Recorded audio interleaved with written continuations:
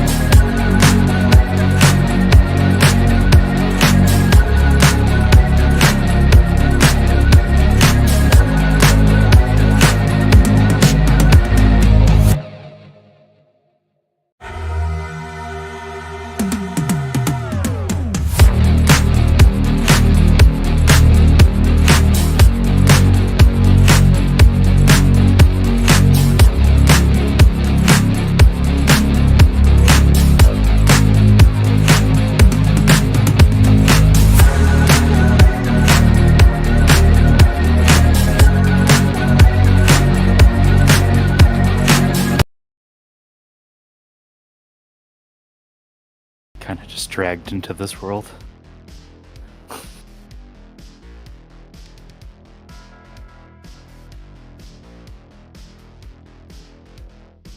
It wouldn't be a proper stream without tech issues. I can hear me. Yeti mic. I'm the host please. now. Look at me. Oh yeah, you want to host, Alex? You want to host? No, not in the slightest. I don't want to host. I was about to say, you haven't had good experience in the past. I panic under pressure. Alright, we're live. Welcome. We are just getting some last second stuff out of the way before we get started. One more little technical thing. Oh no. Your title is Paizo selling out on Twitch? I did in fact change it. Let's see if that changed on Twitch. It's on YouTube, it's normal. On Twitch, it is. I refreshed my page and it's still that. Yeah, it says Table Talk. Yep. Saying Table Talk, that's in a few days. Yeah. So wait, it's normal on YouTube? Yeah. Or it's what it should be on YouTube? Yeah, it's the Shadowrun Weird. session. Why? It's the exact opposite of the normal issue. It's very strange. Normally it's YouTube that's the one that's messing up. Let's see here. Gotta keep you on your toes, dude. For real.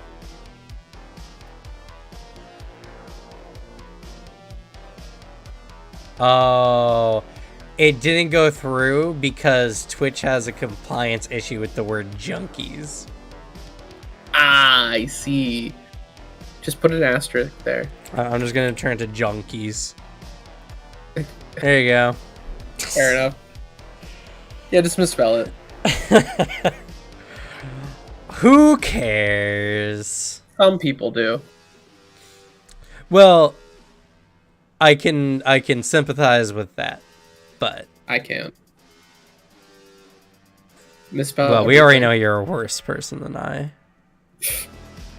I was so surprised Alex used a college word yesterday. I did actually. Okay. There y'all go. There's a link that will get you the information you need. So once y'all have that, go ahead and let me know. I got it. Yes. Got it. Well, I mean, downloaded. I didn't need to have download it. browser, Just bro. yeah. It's fine. Oh, okay, that's fair, actually. If anything, that might be better. Alrighty. Alright. Is that everything? I got everything. We ready? Is it time? I think so. Oh, I want to test something as well. That's not terrible. I can adjust that box a little bit, though. 502 pages. Yeah, man. It's a big book, okay? Like, y'all don't understand the strain I've been going trying to learn this in as little time as I've given myself. But that's exactly what this channel is about. Yeah, you get this game for the first time, you're excited to play with your friends, well, let me tell you how to do so, how to get ready, is we're going to get ready for our one-shot Jukebox Junkies, or Junkies, as Twitch doesn't like the word.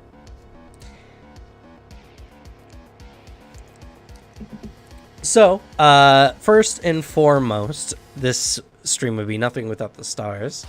So, why don't you go ahead and introduce yourselves, and, you know, name, pronouns, and what are you excited for when it comes to what we're doing here today? What order do you do it in? I'm gonna start. The name is LP.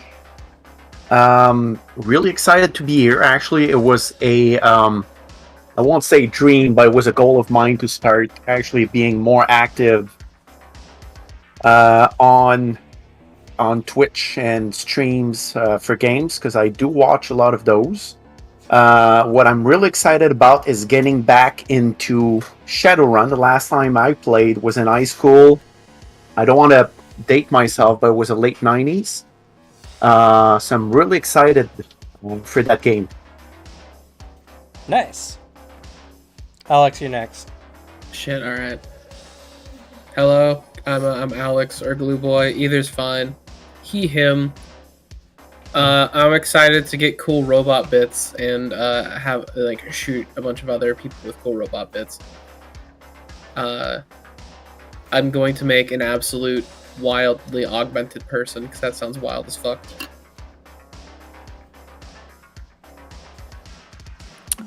David, I'm kind of going into this blind, so I don't know what to really be excited for yet. That's fair. Suzanne, she, her pronouns. And what I'm most excited is just adding this to the list of game systems I know, or willing to learn at least. And I'm your host. Yeah, I don't need to explain who I am. You should know by now. And if this is your first time watching or listening to this, go watch any of my other stuff. Bam! Instant second click, instant second view. I'm a genius. Algorithm. The algorithm. Learning. And I'm actually very excited to play. This game particularly. There's some really cool art. They got all kinds of really cool vistas. This scene right here is really cool. I mean, there's people shooting magic round, gun. That orc there is cutting a robot, I think, with either an energy sword or a magically enchanted sword. And I guess that's kind of the best kind of techno fantasy. You can't tell if it's magic or science. That's the best kind. And there's some really good stuff in here. So for those who are not familiar, and I'm trying to pull up, I'm pretty sure the year that this edition at least takes place in, which is 2075, which is not too far off, which is funny to think. Yeah, this is gonna happen. But most of us should live to see it. Yeah, that's true. Most of us should live to see The Awakening, which is a I period can't in wait time. to see all of that from the art. Just real life. Just real life, yeah. But The Awakening was a period when suddenly, magic became a thing. A bunch of different people on the planet mutated into what are now known as metahumans, and even people who would be considered generally human are not all completely normal. Not only that, but the advent of the Matrix, which is a all-encompassing internet force, mostly in control of the corporations, though they like to make you think it's free. The world became a place of technomancy, of urban occultism, and the one thing that didn't change is corporate greed and the needing of people to do the dirty work. And so that is the premise of Shadowrun. You are Shadowrunners, who are people who are trying to lay low, off the grid. Oftentimes you're considered illegal citizens in wherever you're currently stated. It's best to keep off the system after all. And your job is to mostly sneak into places and get information out of locally kept networks and systems that are like hard boxes, black boxes. They're not connected to the Matrix or shielded from it. Oftentimes contains the dirty deeds of a company. There's a wide variety of other things Shadowrunners do. Most of it is just stuff that the other people don't want to die for. is mostly what y'all are in for. Now, the main premise of Shadowrun is that you're playing as criminal-style characters, mostly against corporate greed or other, like, nefarious situations. But there's that cyberpunk kind of aspects of you're just living, you're trying to do your best. Most Shadowrunners are not very wealthy, and if they are wealthy, then they're crazy because there's no reason why you'd be a Shadowrunner otherwise. So there are different aesthetics. One of the things I really like about the game is that there are other things that can happen. Urban spirits of the wires and in the concrete can go haywire and cause problems. So you have campaigns that can be based around urban occultism, which I think is really cool. Supernatural beings came into the world or mutated, like chickens literally became cockatrices, which is horrifying to think because so many people have chickens. Not all chickens, but a good number of them. And yeah, there is never deal with a dragon. Yep, that's right. That's one of the 3 rules of being a Shadowrunner. Never deal with a dragon. It's a very cool game. It's very exciting. So today we're going to be making a game for our one shot. Now, unlike a lot of other one shots, this is going to be a held true 1 session game. You probably won't finish out the venture that you're set upon, especially because combat takes forever. And especially in this game, combat takes forever. Oh my god. Nice. Reading the combat rules. To put it simply, whoever's dealing the damage has to roll like once. Whoever's taking the damage has to roll twice. Because you roll to evade and then you roll to negate damage. There's a whole system to it. It's interesting, but this is a very chunky system. Right here, you can look at it. This is a college grade textbook. You know, this is just filled to the brim with all kinds of info, all kinds of interesting information, all kinds of stuff that's going to make my life a living hell trying to figure out how we're supposed to do it in a 3 to 4 hour session. I've been doing my best though. So, the premise of the venture that you guys are going to be going on and things to consider when making your characters is a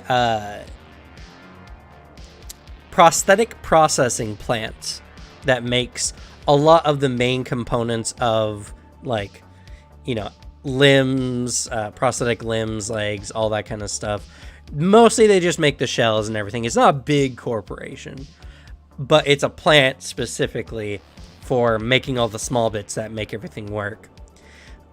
You're being paid by a guy who makes a fair amount of money, who works in the plant, but he thinks his boss is, you know, going against corpo. He thinks that they're you know, cheating on their taxes, paying people off, not properly giving the employees the amount of pay they deserve for how much they put out.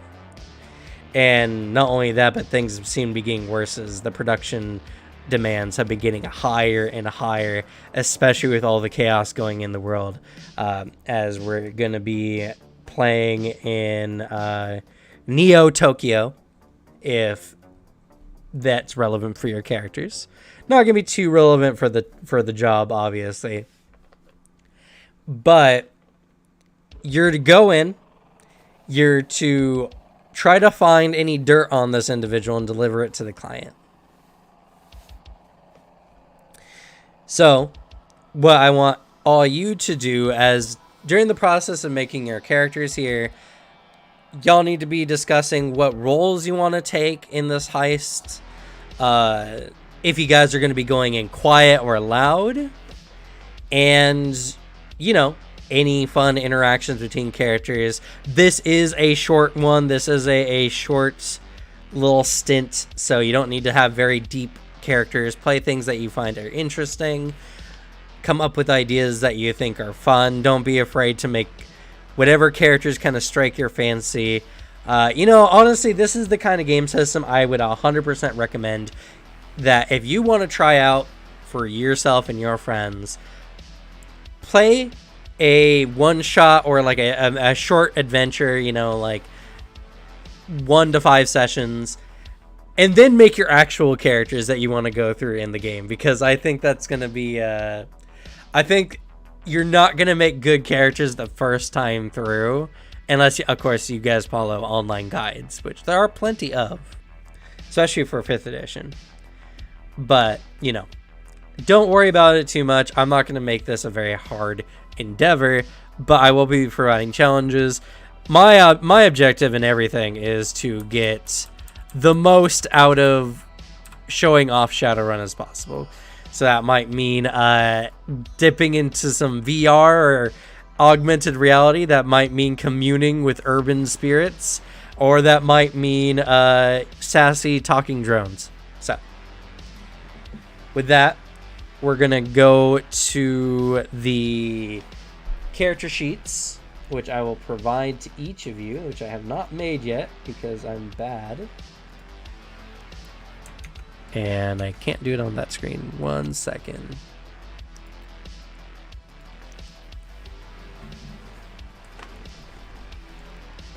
And if you have any questions, let me know. I will look up whatever the answer is as quickly as I can.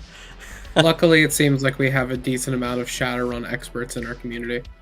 It does seem that when Shadowrun was announced to be the game, a lot of people were pretty hyped for it, so that's pretty exciting.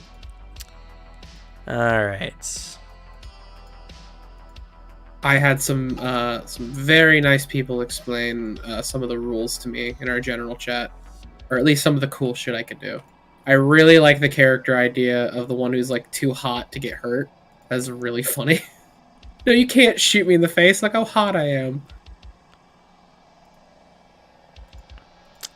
You know how much this face cost me in protest? Exactly. Yes. Can't ruin this. It's a work of art. You know, it's funny. Being a face character in this game they're called Mr. Johnsons. Nice. There's all kinds of really fun lingo in this game. All right, y'all should have character sheets. I love cyberpunk like lingo and like in slang. It's always really fun. The Deckers and Technomancers call reality meat space.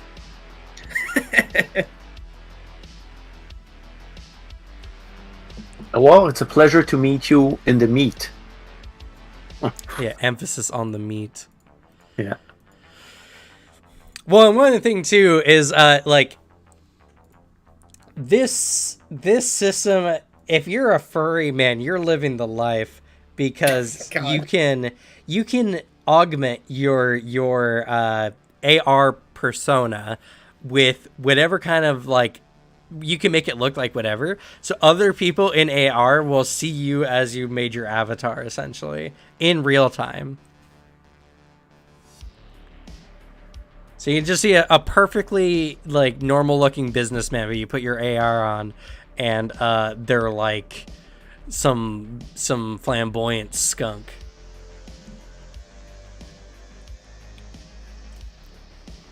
All right. So, in the given material, I would like for y'all to hop on to page... Oh boy, there's going to be a lot. Page 62,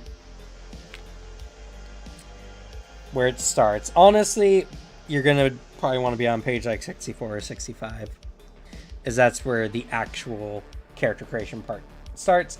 But they do explain some of the character roles here, and there's also some additional ones that I would recommend. Now, for all who are interested,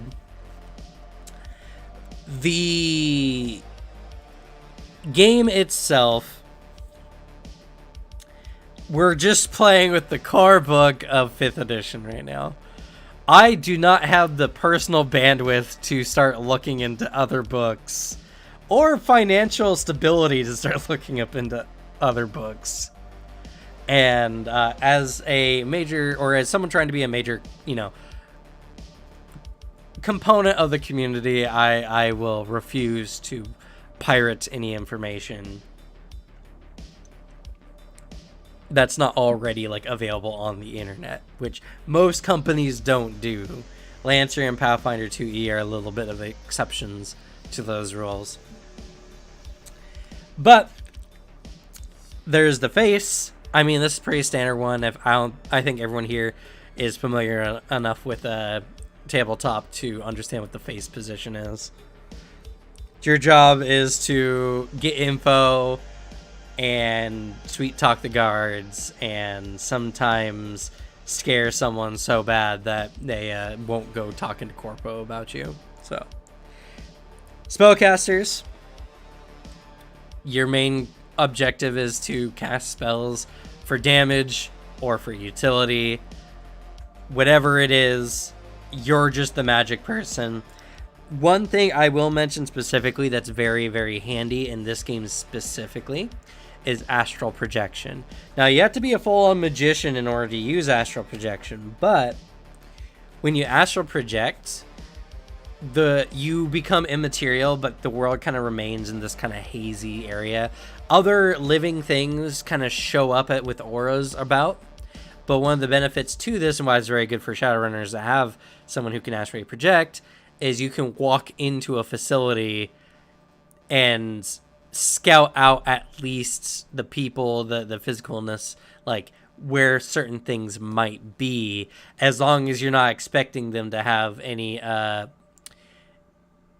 dual aspected people, which are people who exist both in the astral and the physical. For instance, magicians can see people in the astral normally, and even adepts can gain an ability to see people in the astral. But tech cameras won't see your astral form, so having a spellcaster is never a bad idea. Deckers are the hackers of the game. They mostly deal with the tech stuff. They can do a lot of stuff in VR, AR. Unless everyone here goes super Decker, I would caution about gearing your character towards VR combat, just because that's another combat scenario that we have to deal with that not everyone would get to participate in. There's a lot of other good things you can get that I would say don't focus your characters specifically on that unless everyone here agrees that we all kind of want to go, at least we all want to be capable of jumping into VR, which there's no special requirements to be a Decker other than, you have the money to buy the tech. Because if you get a really good rig, you're going to be unstoppable. Technomancers, which would work with any Decker kind of combination, are people who just can mentally jack into the internet, and they always have a presence there. They can control tech in a lot of ways. They're essentially Deckers, only gifted rather than, spending money on it. Riggers are, the vehicle drivers, the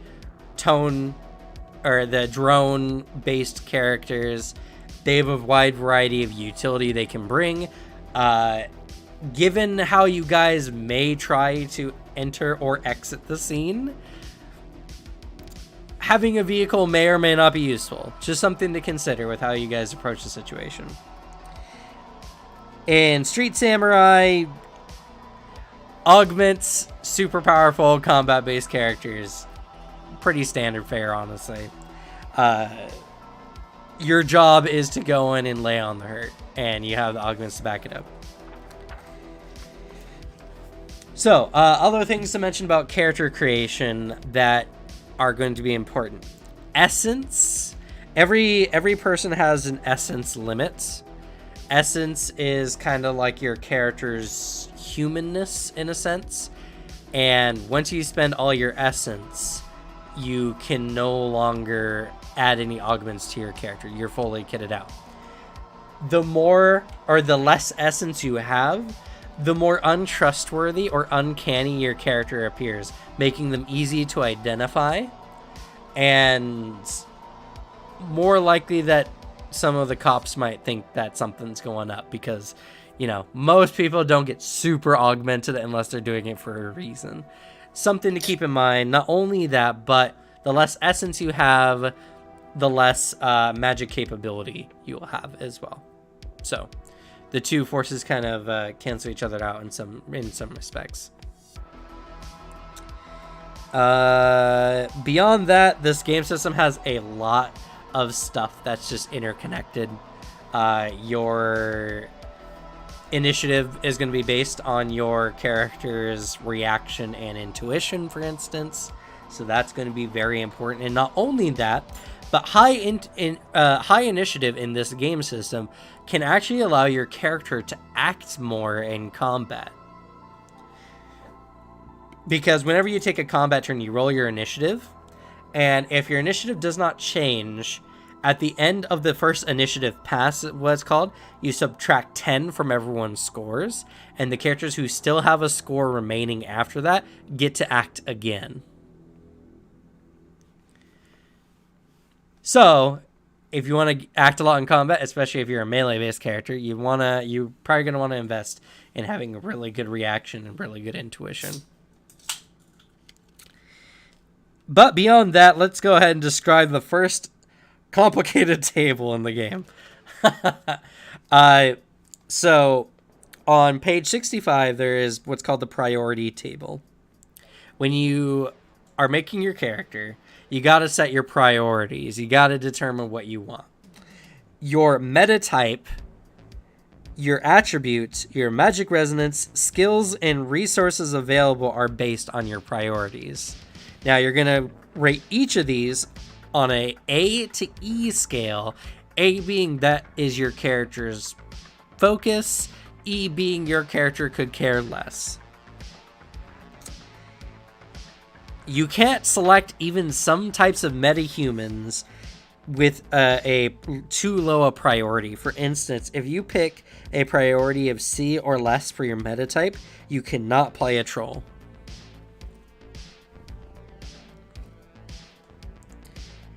The chart here, pretty much, the left-hand table, the priority table, is A to E. That's what you get for that type. So if you have an A meta type, for instance, you can get all the races, and they have an additional stat, which is, I think, what was it? I can't even remember what the number in parentheses is.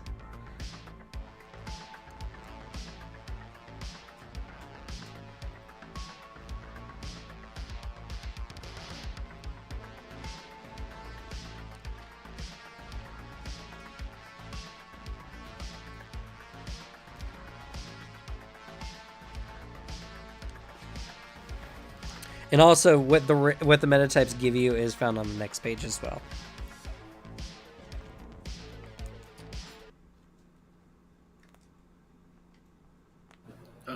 This is fucking weird already. Yeah, this is the worst of it in my opinion. But there's what this game, where it's gonna really get everyone is it's gonna get you in of how much you can pick from. There's tons of gear, tons of spells of different varieties, sprites, spirits, which are different things. One's for technomancers. There's a lot. Once I figure out what is that number.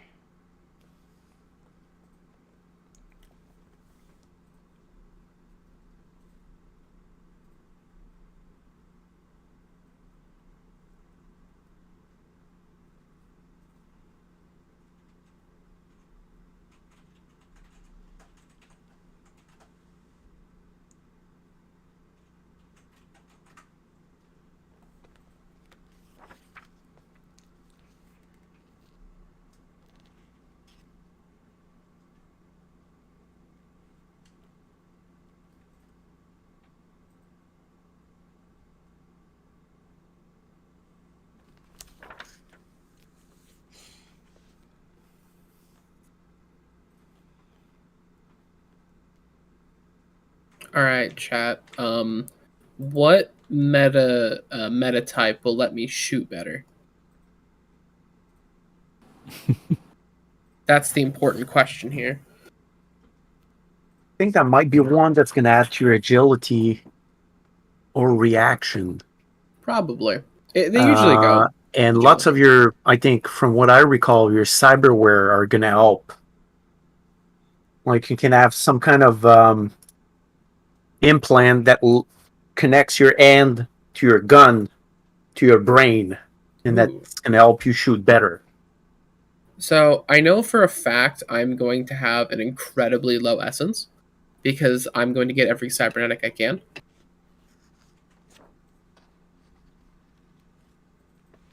Yeah.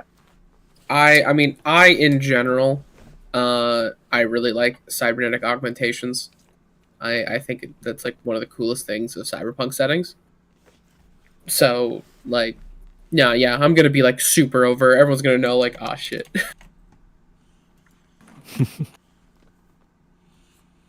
You're going to be full of chrome. Totally. Just beware when it comes to like scouting a location or, you know, anything that might involve sneaking around in the public eye. It will make it harder. True. I could see Elf doing good with gun. I mean, they have a 2 out of 7 agility, which I mean is better than everyone else. 1 out of 6. 2 is a higher number. Yeah, agility is going to be your main gun attributes. Oh, okay. A lot of agility boost then. Plan on going lucky. Human seems to be the way to go, though. Apparently. Lucky human. Humans just have a higher luck than everybody else. Well, so yeah, they have a higher edge, is what it's called. Edgier. And edge is used in a lot of. You can use edge, for instance, to reroll checks, to add checks. For initiative, one of the things you can do is blitz, which adds 5d, or you roll a max initiative, which is 5d6 dice together. So having good edge is really, really solid.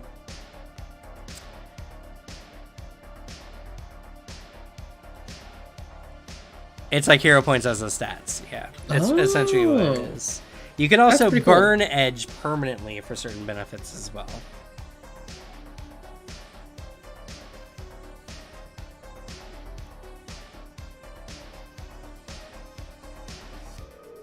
I'm curious. In the meta type, there are numbers in parentheses next to each of the different types. I said I've been trying to figure those out.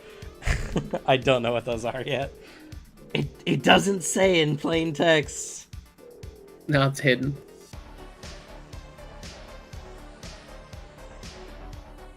I swear. I might.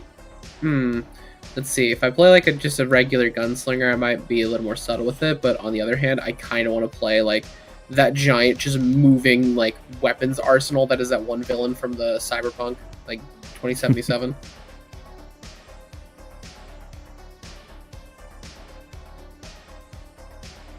I forget that man's name.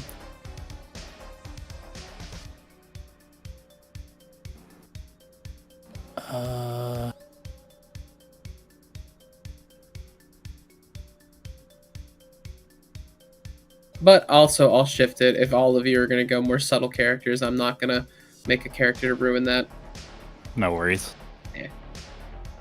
They just keep you locked in the van until it's time to go. Yeah, of course. No, I'll shift whatever I'm intending to be with the consensus, because I don't want to have a character that's either not going to do anything or ruining what everyone else wants to do. So that's not fun. We do not have the errata, and honestly, I don't understand the game enough to make use of the errata. So if we were playing a little wonky or a little wrong, I apologize. It's a big game. Ah, God. Does it? Oh no, the answer might be there. Got it now.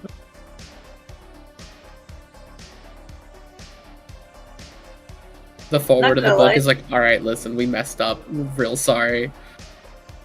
Anima did that. They're like, check this table. Table not found. What was that, Suzanne?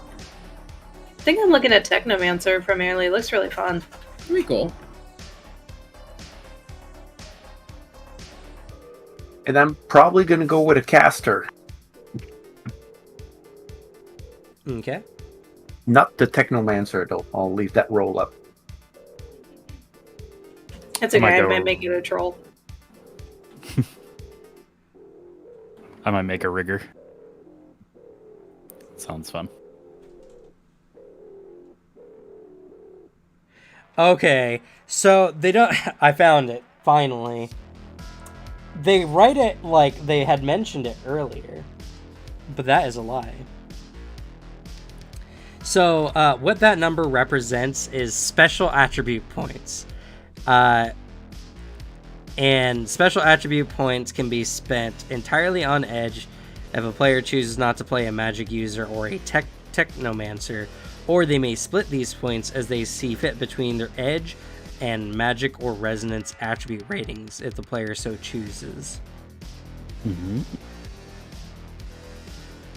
These special attribute points can only be allocated to special attributes, and they may never be used to raise mental or physical attributes. Any unspent special attributes disappear after character creation. And if you have 0 special attribute points, don't worry. Players may elect to spend karma given to them during the character creation process to raise their character's attributes by following the standard character advancement. Alright. Notes that the maximum rating for magic, resonance, and edge is 6. Though humans are special and they can have up to 7. And edge. So it's yeah, it said they could be spent entirely on edge, but no, you can't because If you have no magical powers, anyway. no, you can still, but they don't recommend it because so what it is when you look at the or you start off with, depending on your priority, like with certain amounts, like 4, magic 4, or resonance 4, or whatever. But say you were picking like a human, right? Well, you can only have a max magic or resonance of 6. So the rest would have to go into your edge. It's very bad writing.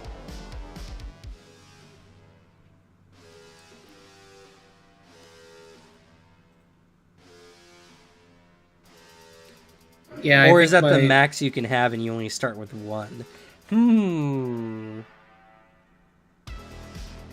I think I'm probably gonna stick with my gut and stay with Street Samurai. It's more my style.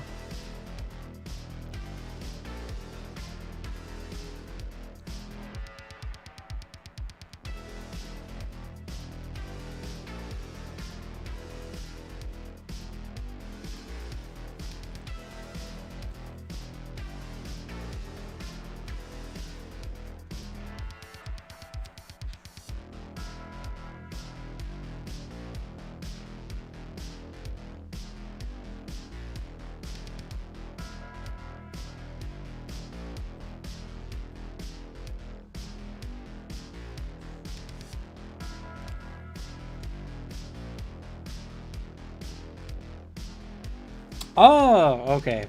Magic and resonance start at 0. So you have to use those points to invest into it. If you don't put one of your priority in magic, you're not going to have any magic. You don't Yeah, put anything well, above, yeah. Yeah, and depending on your priority can determine what kind of magic characters you can even play. Yes.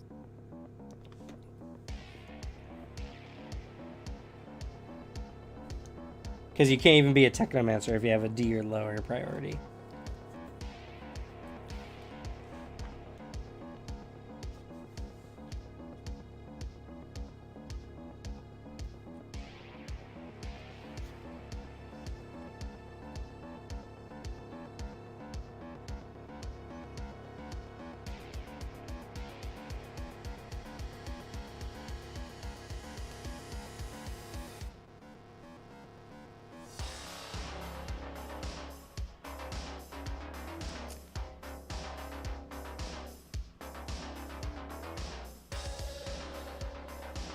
Wait, so what? I'm confused. So are those the maximum you can have? I think you can have one stat at maximum when you create your character, so at 6 or higher depending on your meta type. And all the other stats I think are max 5 or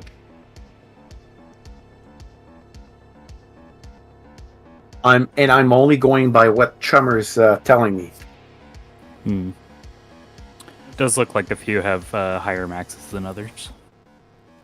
That makes sense. Yes, your meta type can determine your maximums in your stats.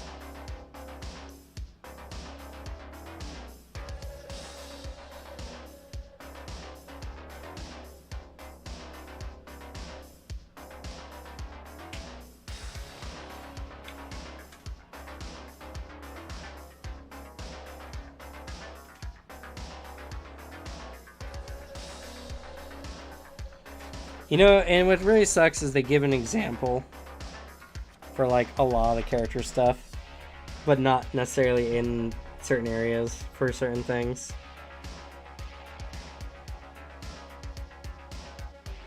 Yeah, I'm thinking King Neo. I might go gunslinger, like Street Samurai.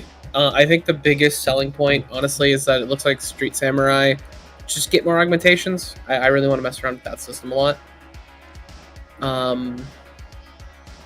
I know you mentioned in the Discord that there was like a gunslinger perfection or specialization or something like that. Though we haven't gotten to that part, character. Yeah, I assume that'll come up. I'm trying to figure it out. No, I don't blame you, man. I did read this, by the way. I did read this, but this is just one of the small hiccups that are just not easy to find. So, no, you do have to spend special attributes on your resonance or magic. Okay.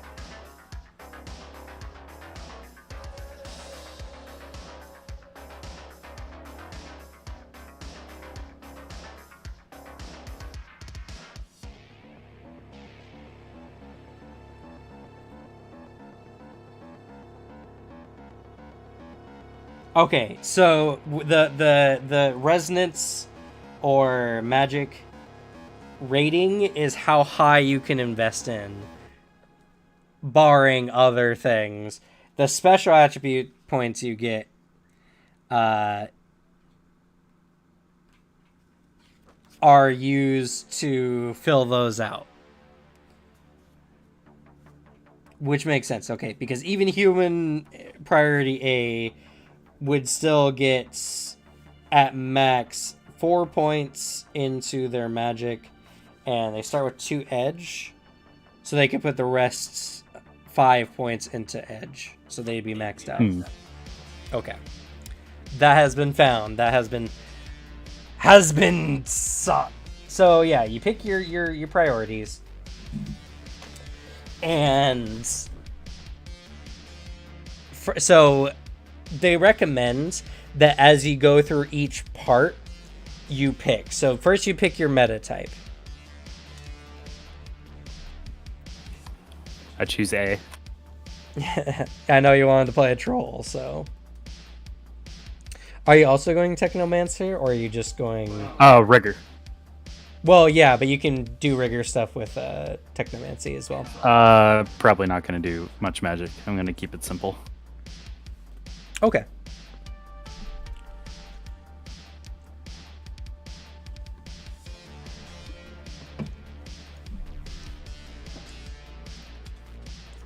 So if anyone has any questions about that, One interesting thing, since you're playing a troll, that you should know, and this is one of the many tables in this game.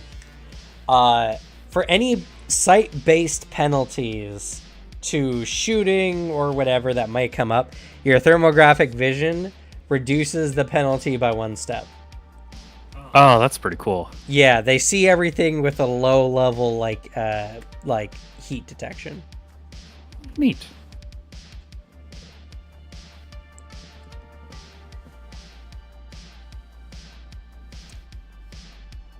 Once you guys pick that out, then you're going to decide what your attributes priority is. And your attributes go into your body, agility, reaction, strength, willpower, logic, charisma, intuition, not into your magic or edge. Agility is the primary ranged weapon / maybe like daggers or anything might use agility. I actually don't think so. I think all melee weapons are strength. Yeah, I mean, you hit something hard.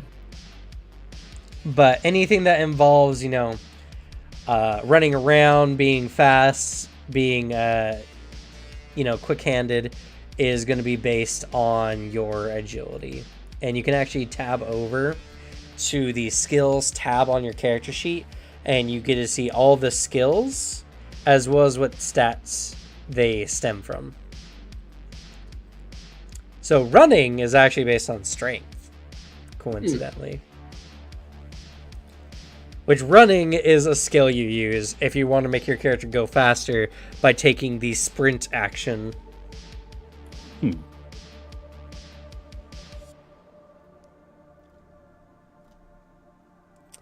Not only that, but when we come up to it, you can actually invest in skill groups, which I don't think is represented here, actually. There are certain skill groups that are I think 5 or so skills that you can just increase all of them for cheaper than doing it individually. But if you break a skill group with a specialty, then you will have to start increasing them normally, which I'll explain that a little later. Anyway, decide what your attributes priority is. And once you all have those points statted out, we'll move on to the next step. And for the attributes, they can go anywhere, and it's 1 for 1, or... Mm-hmm. Okay. 1 for 1. Your maximums are determined by your meta type. Is there a section that we can put what grade we chose for everything, just to keep it, Nope. Notepad it is? Notepad it is.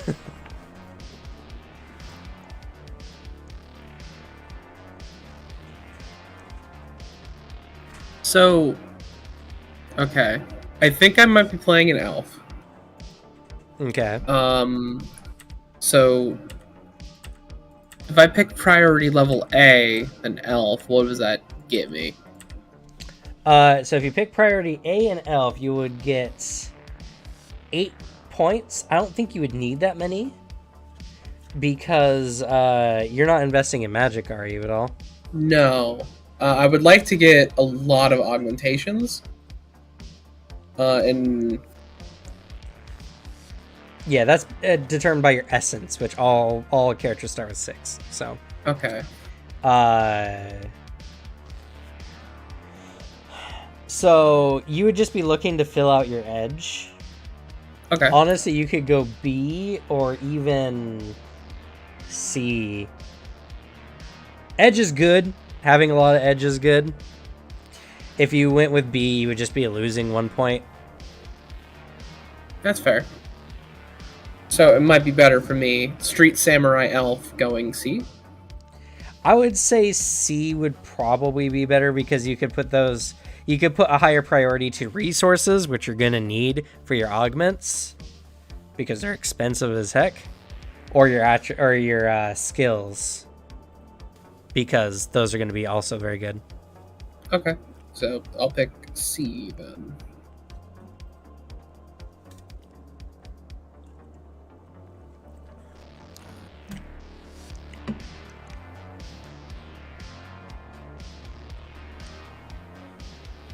Yeah, and what King Neo is here is saying is technically correct, but also slightly irrelevant because we're doing a one-shot. It's easier to level a lower attribute than a higher attribute, and you all start with 25 karma, which is essentially like skill points, really, more than anything.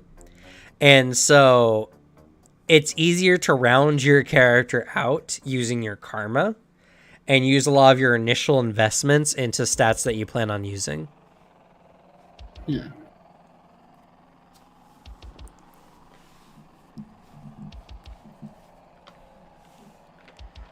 And not only that, but you will be able to generate more karma by taking negative qualities, but we'll get to that in a bit.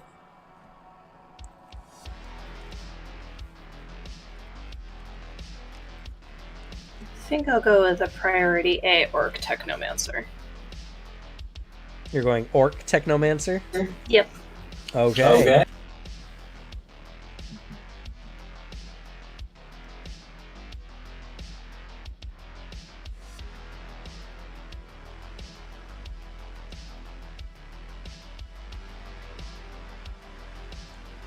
One thing I will mention is you will have to use your logic skill a bit when it comes to some of the hacking-based skills specifically. And orcs have a slightly reduced. They can get higher, of course. All these numbers, all these like maximums are just for character creation purposes. Okay. So you know. But for your hacking based skills, which I think, do they have on here? Yes. For the Technomancer, yeah, it was Logic, Reality, and Will, I think. Well, they have special skills.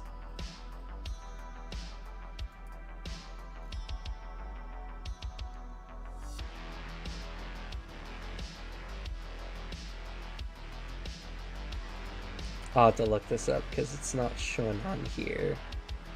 But I think a lot of them will use your logic skill. 1 point big difference isn't going to make a big difference. So I don't think it's necessarily a bad thing. Just so you know, though. Okay.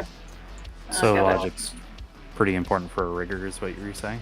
Yeah, it's also going to be important for a rigger as well. Again, 1 point isn't going to be that big a deal. And you'll be able to bypass the downgrade by having equipment and such. I just figured I'd let you know when it comes to crafting your character. Because unfortunately, orcs and trolls are kind of like stereotyped as being stupid.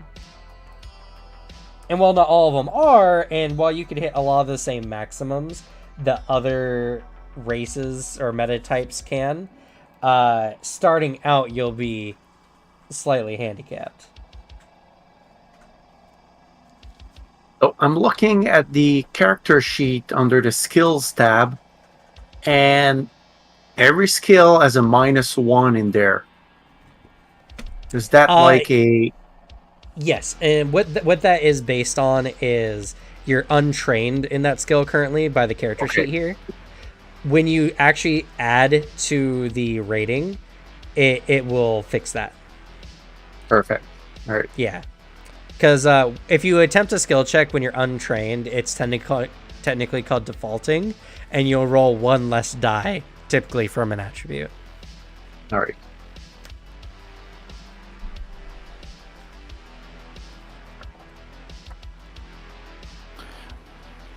For the And skills- does it... Oh, go ahead.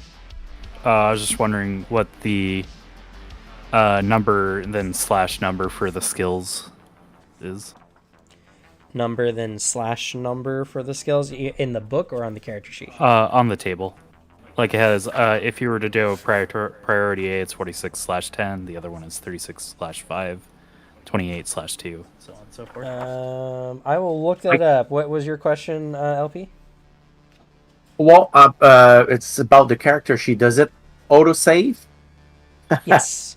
Roll20 good. has all autosave, so you're fine. And I think the answer to, and I didn't see who was speaking, I think the first number is your skills, and the second number is your skill group that you've got. Maybe someone can confirm that. Let's take a look, shall we? Because you've got skill groups. Let's say you've got unarmed combat as a skill group. Let me just double check here. Or close combat. That's going to get, if you put a point in there, it's going to give you +1 dice, I think, in all the close combat skill group. And I think that's it. Yes, Look at you the- are correct. The second number is the total number of points you can put into skill groups. And if you want to see the skill groups, I saw that in a book somewhere.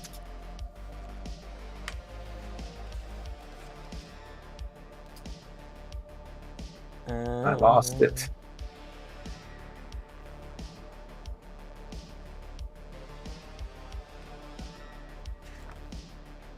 Oh, skill group, page 129. Or actually, the table is at... There's a table.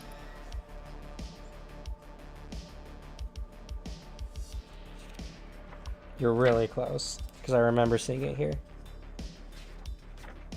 It should be towards the back of this section.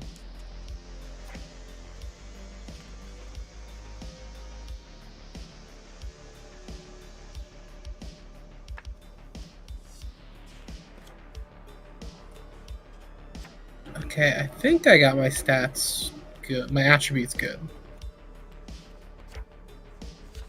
Because I'm a C priority table, I get 16 points to spend in my attributes. Sorry, what's that? So, because I'm a priority type C, I get 16 attribute points to spend freely. No. You pick a different priority for your attribute column. Mm-hmm. What the fuck? So if you each- picked priority B for your attributes, you would get 20. Okay. Your C is only for meta type, and you can't pick a C priority in any other column. Oh, okay. That makes sense. You choose one for each letter, What the fuck? All right. basically. Cool.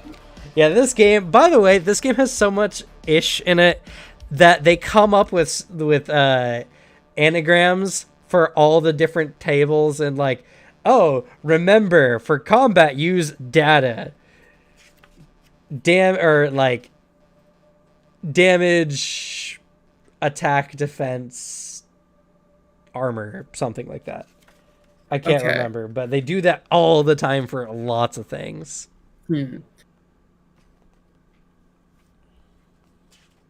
Well, for my A, then I'm probably gonna pick resources for my priority, cause like I want that money for the good shit.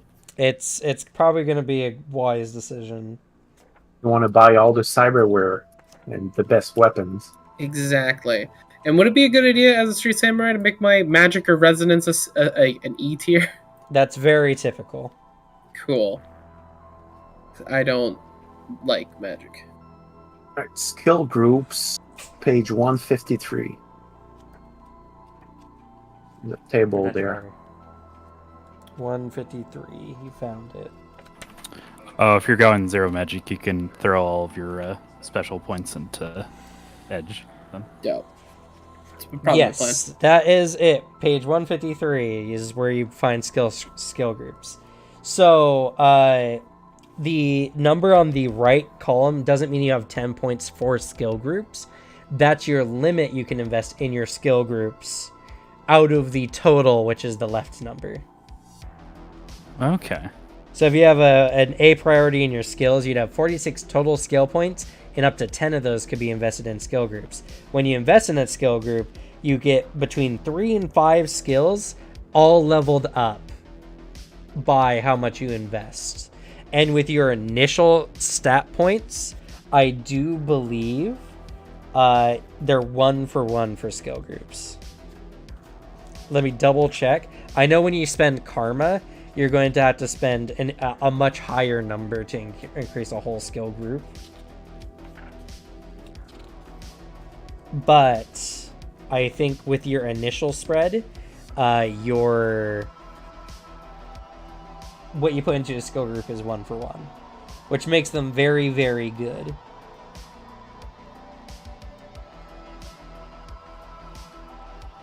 Did you say we were going to start in Tokyo? Neo Tokyo, yes.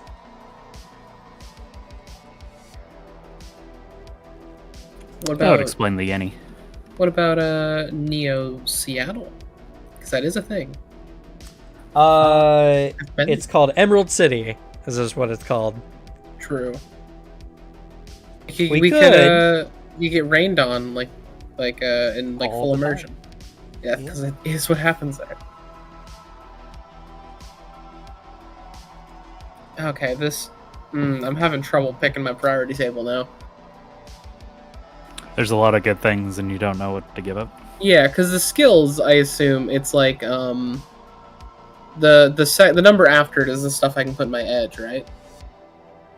Like Yeah. 36/5, 5 is I can put an edge. No.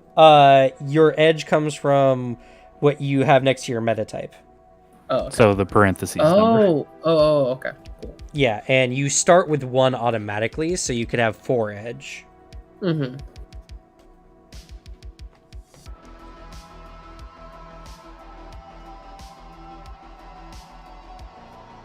You know, I might change it. I might go D tier human instead of elf.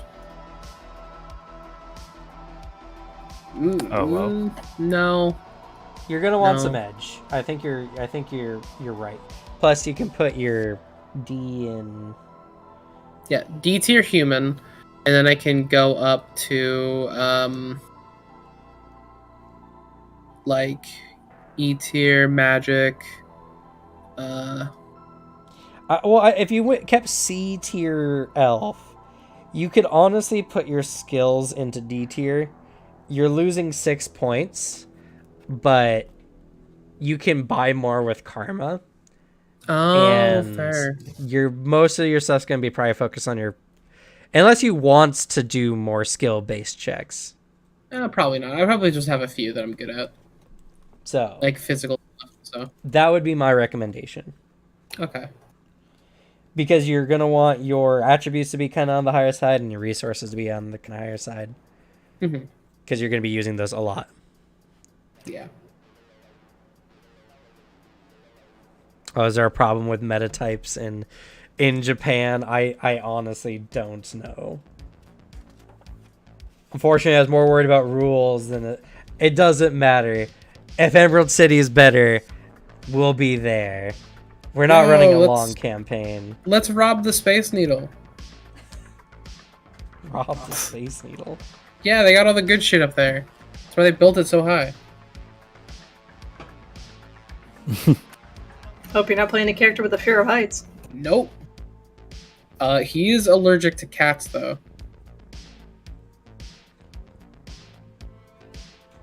I saw that allergies was a disadvantage I could take, and I thought that that'd be kind of cool. And I'm sorry, I got overwhelmed. What was the numbers for the skills again? You even said, "Oh, I understand, Devin." Did you lie to me? And then I looked at all the skills and I was like, oh god. Relatable. All right, let me double check something real quick.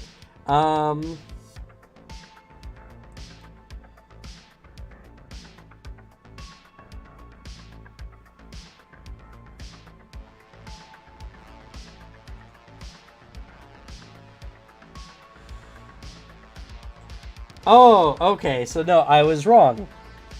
The first number is what you can invest in individual skills, and the right number on the slash is what you can invest into skill groups only. So the skill group will go to everything rather. We'll than go the to other everything skill? in that skill group based on page 153. Okay.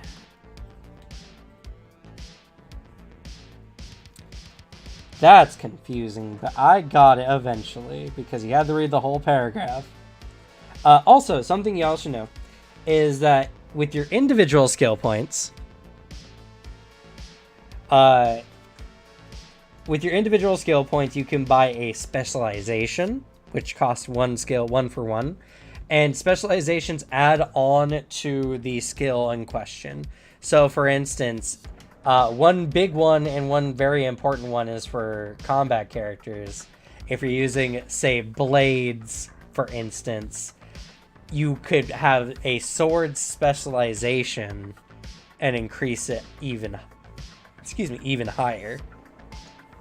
Not only that, but starting at character creation, unless something tells you otherwise, the highest you can get any skill rating is 6.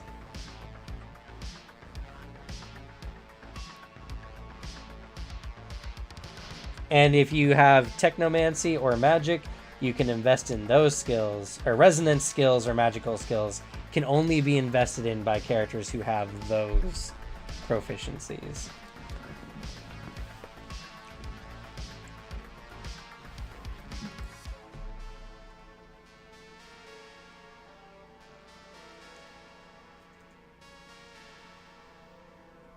And I guess I should mention, skill points in this game are a little different than they are in a lot of games. The number of skill points you have for anything determine the number of dice you roll. Yeah, that's what I'm seeing. Also be added to your attribute value as total dice. So, if I'm say I'm going to spend my 22 skill points that I got with D tier skills on lockpicking, would I increase the rating then? Well, you couldn't put all 22 into lockpicking. I'm not going to put all 22 into it. You could I'm just put saying, like, six, if I'm going to 6 of them into lockpicking. Yeah, and then I'd spend like 1 point to make it a 0 in rating, and then like No. Point to make it 1. 1 point for 1. Oh, okay. They're only -1 at this moment because they're considered untrained. Okay. All skills technically start at 0. Okay, that makes sense then.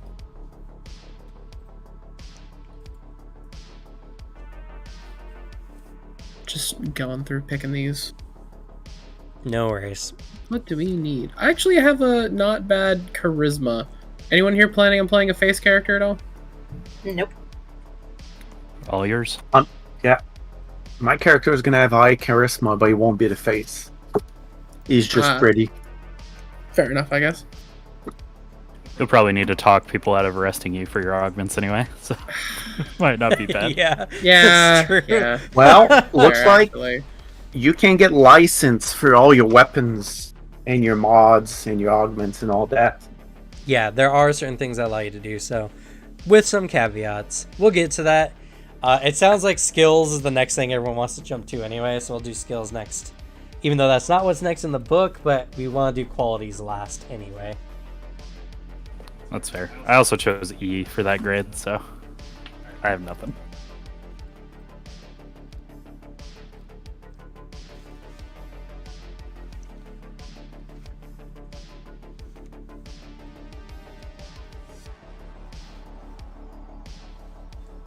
So once y'all are done picking your attributes and skills, let me know. I think I'm all good. Okay. Done with attributes, but we were moving on to skills, right? Well, yeah, get those two picked out for what you want. Which might involve picking a magic or resonance, which is technically what would have been next. But it sounds like the people who wanted that already picked that, so.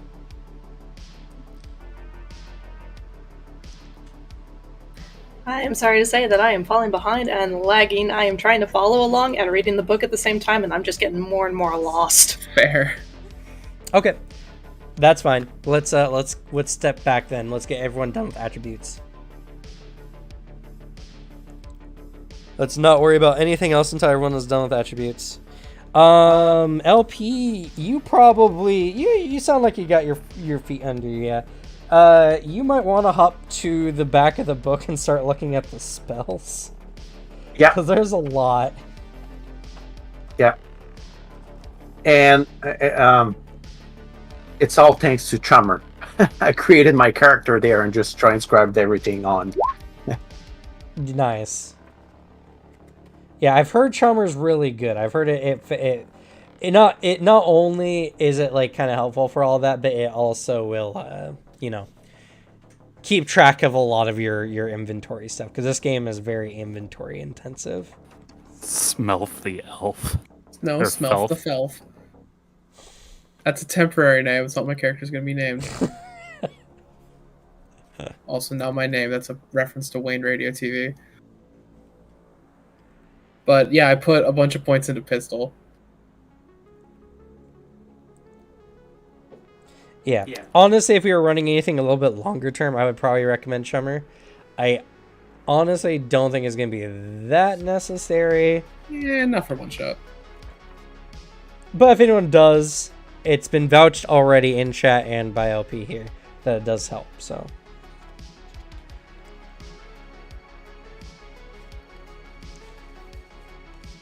So once everyone's done with attributes, go ahead and let me know. All good.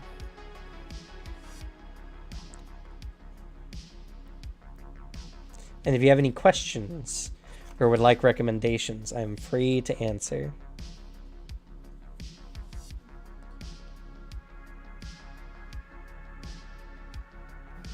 Okay, so just making sure.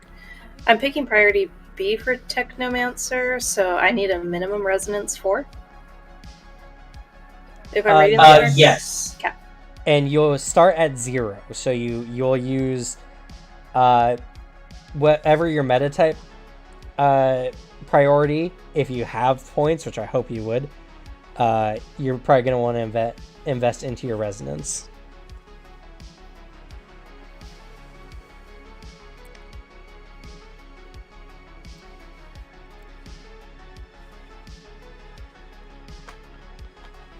So what was your priority for your meta type? I put in A. A. Okay. So yeah, you're going to have 7 points, which will allow you to put 4 points into your resonance, and then you'll still have 3 points remaining for your edge, which will give you a total of 4.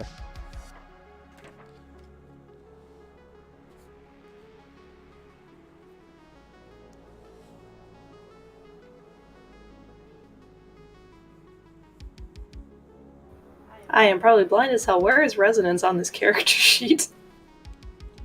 It should be towards the bottom. I guess it would be magic, right? Yeah, this is a 5e Shadowrun. I think it should be a different stat. I'm not sure why it's not there. That is a good point. That's interesting.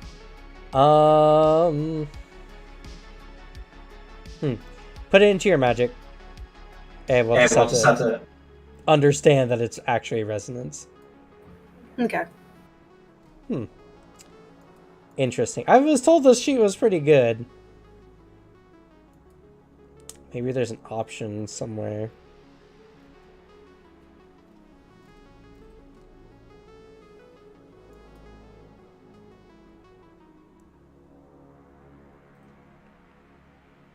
Oh, there's an import from Chummer section you can actually drop in.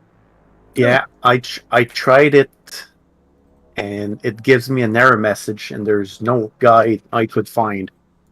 Huh. That's unfortunate. And now it says if you click import, it says this will override everything. Yeah. I'm not ready to risk it. When That's created character, go to File, Export, JSON. It's like Path Builder. It's the same format.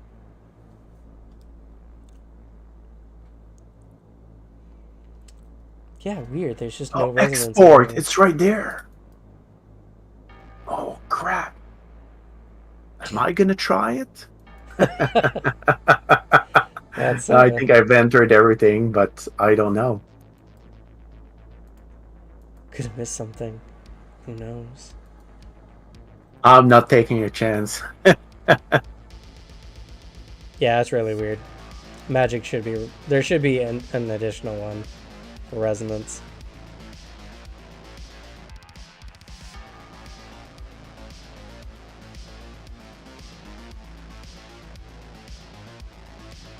Make a new... You could... Yeah.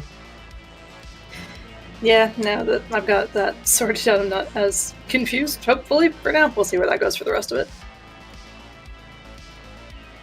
I think I'm pretty good. Since attributes are easy, it's just hucking these 16 points into logic and willpower. Oh, if you go to the very last page, under the character tab, there's a Technomancer button. Is your character a Technomancer? Yes. If you click it, maybe it adds a residence. I don't know. It does. Good Oh, job. Okay. Interesting. And it changes the magic tab into Technomancy instead, which still has spells, rituals, and alchemy. And One no bonus residence. karma. One bonus karma for me. It won't buy much. That's fair. I'm still gonna have to keep residence under magic. Why? Nope, never mind. Did change that. I didn't see it change on the main page. I think it was just Might lagging take on a my second. end. Yeah. Oh, yeah, it adds the sprites and submersion, which is some Technomancer abilities. So Okay. interesting.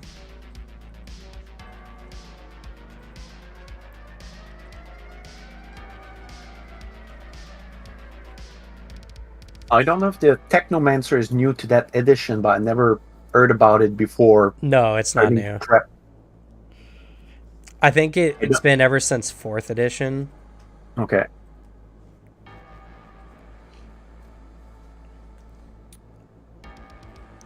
Like, I'm not sure what was the point of adding, like, that's competition for, to the, I can't remember their names that connect to the Decker. Matrix. Yeah, to the Decker. It's a different kind of Decker, really, without the Decker, but yeah. Well, you can still have a deck as a Technomancer. They just have special abilities that they can do. I think it's because in this edition they put a heavier emphasis on like VR stuff, like being in the VR space. And they get access to special abilities that Deckers don't have access to.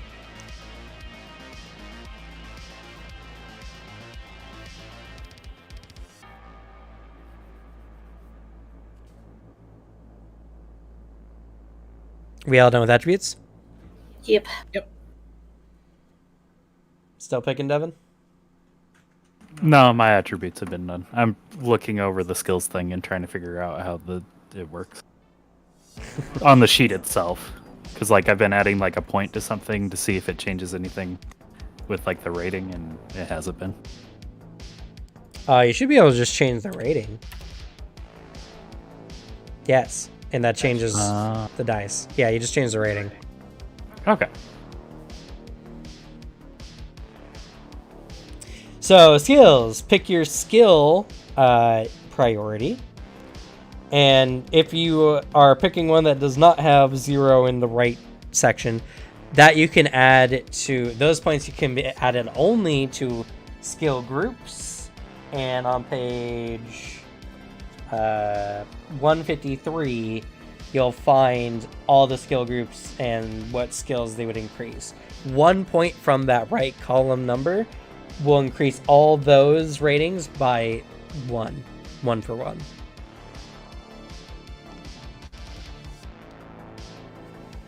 Okay, I chose C, so 28/2.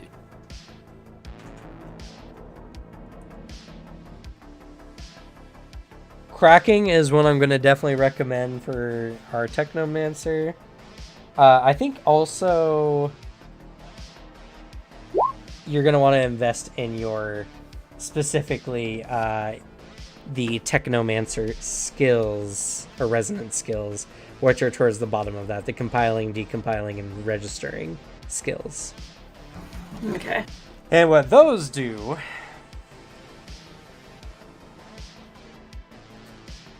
is, let me get to that section of the book.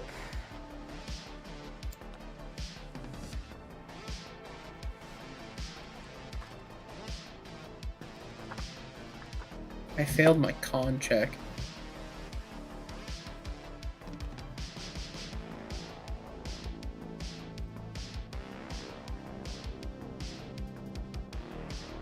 This dice system's already pretty interesting. I'm happy this is working as well as it has been. That's good. Oh, you guys have a wound penalty of 6 for some reason. What the heck? Why is Oh. that? Oh, okay. Oh, like this? There's stand without wounds.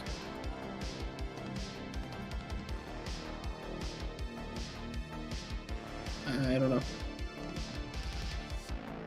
Oh, is it because health is like... I mean, my thing, health is 0, but my wounds are 9? Oh, it's because you don't have your, oh goodness, what's it called? Oh God, there's a certain term for how they call health in this game.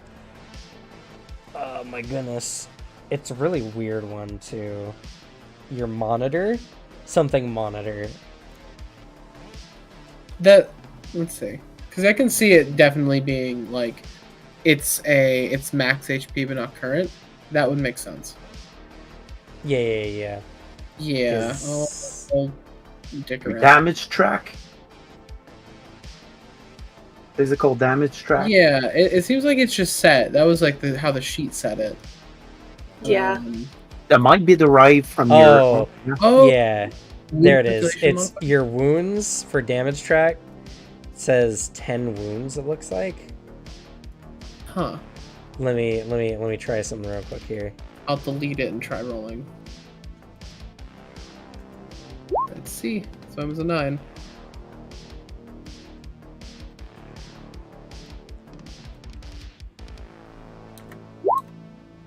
Nope, wound penalty of 3.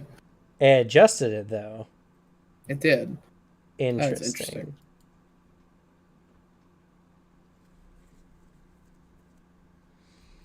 If I roll mine.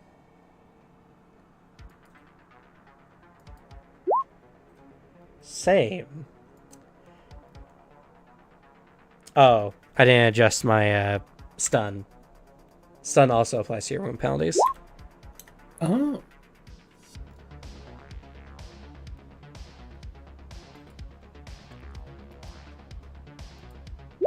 Oh yeah, you delete it. Yeah. It goes right to your health. Okay, I see. Yeah, the sheets naturally set your max. For some Interesting. reason, the sheet starts your characters off as dead. Yeah, you die at character creation. All right, leave. So what did you change, Alex? In your damage trackers, just like there's the wounds and on your both physical and stun on like the main sheet, just delete the numbers. Oh yeah. Interesting. You know what's the worst part is I raised my body and that went up. So it's interesting. And don't forget for your attribute points, I'm sure y'all know, but make sure you double check your meta type to see, because some of them start with higher stats. Like Orc starts with 4. So any points you would have added to it would have been increased to that. And Troll starts with 5. Yep, I did that. No worries. I got 10 body. Tanky boy. You're a So, beefy boy. so for my skill, if I shoot somebody with a pistol, I roll the combat skill pistol. Yes.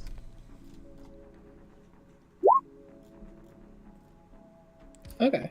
And then if there's a specific type of pistol you're using, you could even buy specialized points for it. That's why if you're using a special type of weapon for your character specifically, I recommend adding specialty dice if you're not overly investing in a bunch of skills. Yeah. Because it will give you more points. Fair enough. I do like one characteristic on this sheet. You can hide skills you're not using. Oh, that's actually dope. Yep.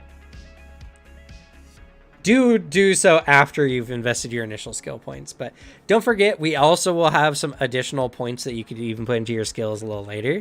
So, but this will be handy once we're all said and done.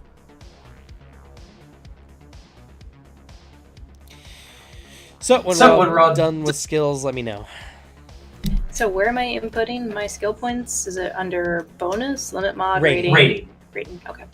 And you don't start at -1. You start at 0 technically. So if you put 2 points in, you should have a skill rating of 2. And each of these have a maximum of 6. Okay.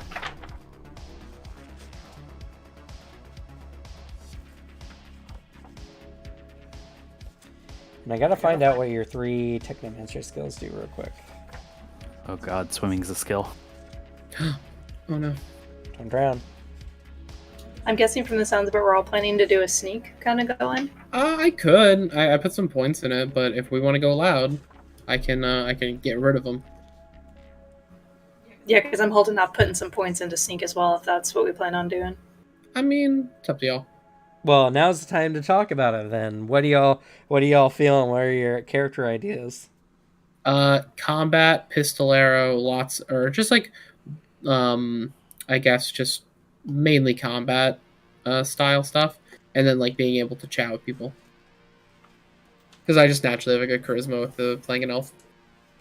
Yep, elves are pretty boys. I also need to convince people that no, this isn't cyber augmetics, they're tattoos.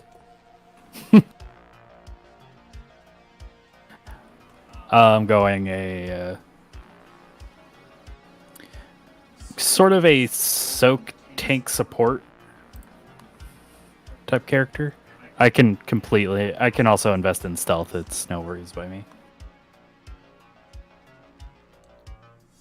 I mean, stealth tanks are the scariest.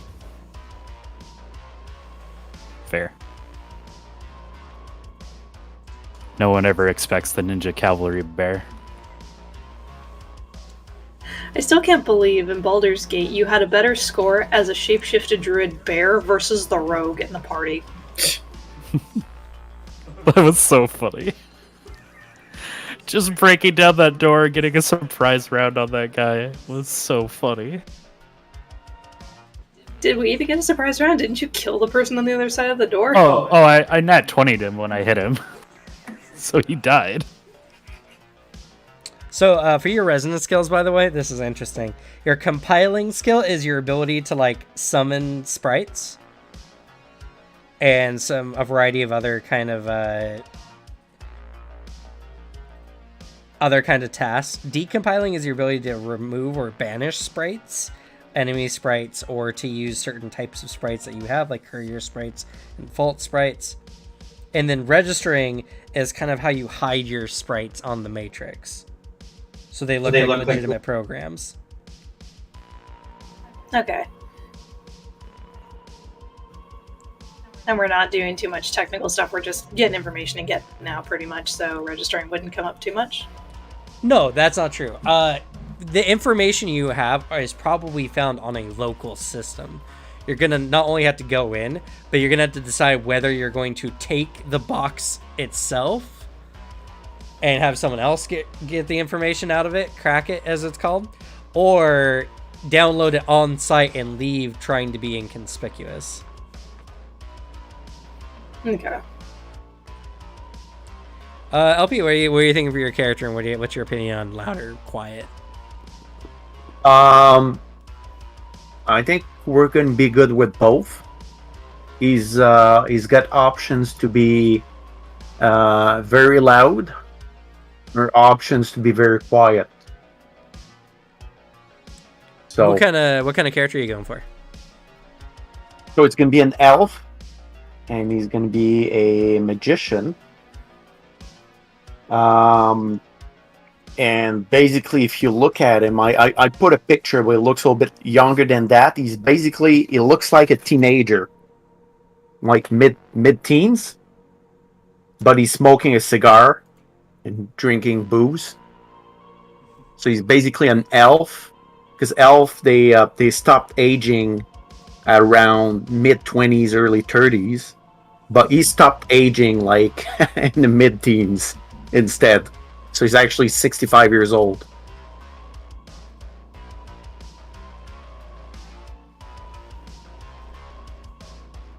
Sounds like a hoot and a half. I don't know if you've like I got some inspiration from Umbrella Academy. Oh, If you've nice. seen that, like I can't remember the name of the kid, but he's like super old. Well, he's trapped in a teenager body. Good old time travel shenanigans. I was sitting here panicking because I was like, I don't see this skill on my sheet. And earlier I had hit hide unused, and so my physical skills weren't there. You know, I figured it out. literally, definitely. You shock me with how much you have problems with something that was said literally like earlier. Gotta do something. Sir, I'm reading. I warn my players, be sure that you don't click those buttons yet because you still can add points a little later. Hide stuff anyway. The button's there. What do you want to do about it? You know, like, you gotta click it. I'm with you here, Dogan. Question: Cyber Combat. That's the VR ones, right? VR, AR, and the like, yeah. Okay. And your cyber combat skill is what you'll use to use whatever internet magic you decide to use on other people. And not even like Technomancer specific. Like in the Technoverse, people can do whatever. They can have avatars. It can be Homer's system running in with an AK-47, hacking people with his assault gun. So, Bro, why'd you spoil my character idea? That's why he invested in stealth, just in case there's a hedge he can walk back into.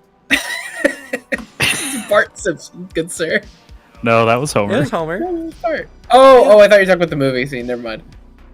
Yeah, you're right. Just descends into bush. Yeah. I noticed there's no vehicle stuff in the skill groups. It is. It's further down. It's near the Technomancer stuff. Yeah. No. Oh. Skill groups. Skill groups.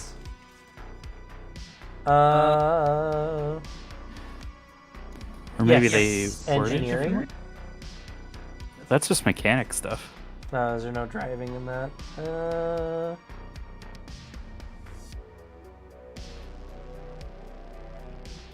Nope. So it looks like that just doesn't belong in a skill group. Okay. Which there are a variety of some skills that do, either because they're super niche and they're hard to outfit in, or they're very useful and, you know, they don't want to give away free points. I see. I'm curious. What's the purpose of electronic warfare? Electronic warfare is the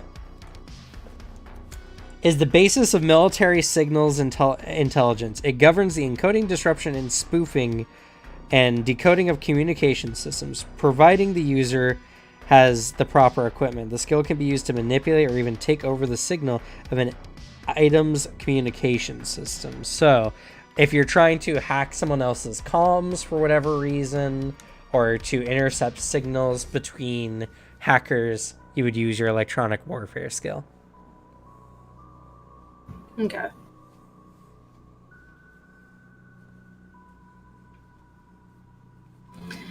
Well, from the sounds of it, with our group, we're built for stealth, but if things go down south, we're ready to just kick some ass from the sounds of it.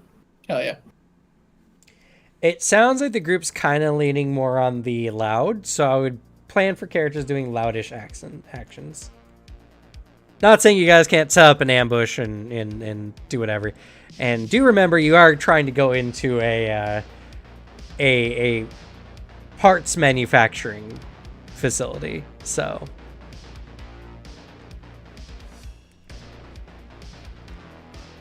So fun things about elves. Since the first meta-human appeared in 2012, if we're playing in 2075, your maximum age is 64. True, but there's actually lore that elves have been here long before. Long before, and could be hundreds of years old, so... There's a couple elves, I think they're called the Immortals, that were here before the... And I forgot the name of the whatever happened in the world. The big change. Awakening. The Awakening, yeah. Living amongst us.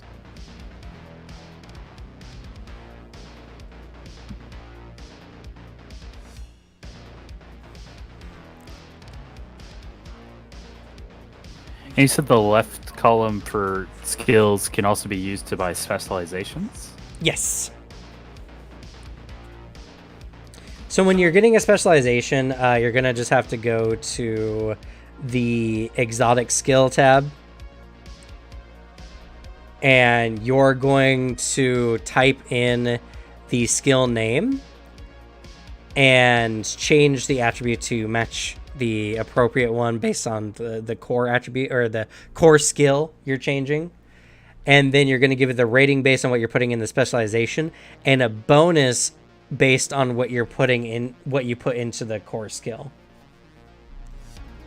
So if yours was like pilot groundcraft and you wanted to have motorcycles, you would put in pilot motorcycles, you would change it to reaction as the attribute, and you put your rating of whatever you're putting in and your bonus of whatever you put into the initial skill.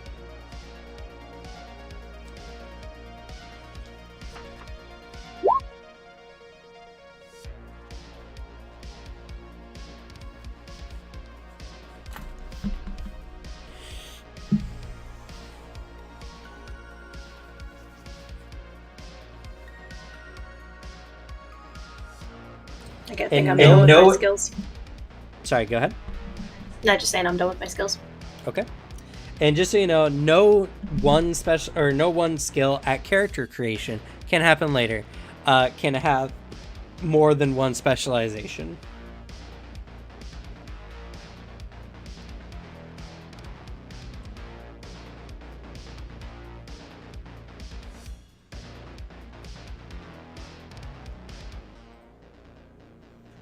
And the max you can have in a skill is 6 at character creation. Correct.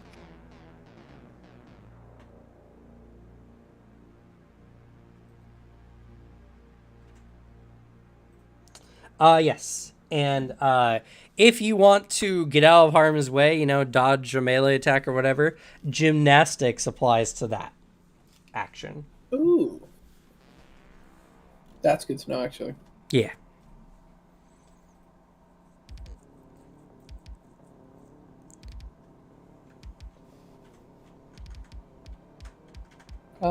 Alright, I have some points on it at least. So maybe we could put more.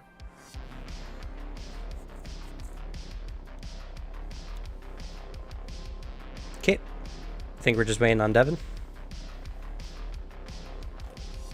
No rush, though.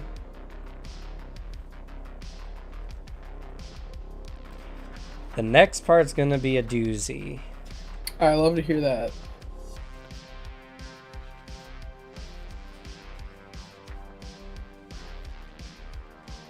Is it equipment by chance? Oh, there's also skill groups on page 90. Oh, nice. For rigor, I'll probably need hacking, right? It wouldn't be bad.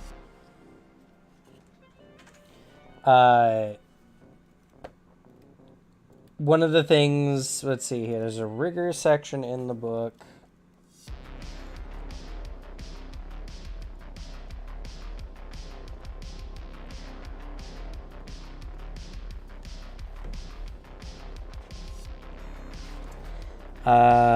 Let's see here.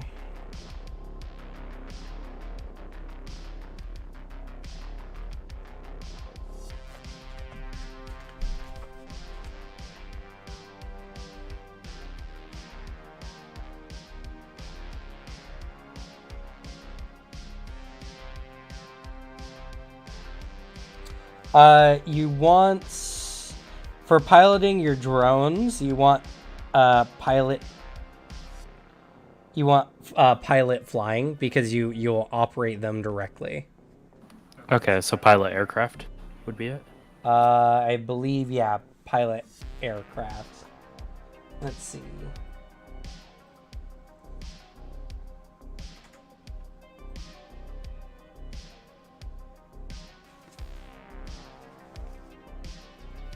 I figured out why the ratings are automatically marked as -1 on the character sheets. It's so when you hit hide unused, it automatically just removes it. Oh, interesting. And if you change it to a 0, it doesn't hide it.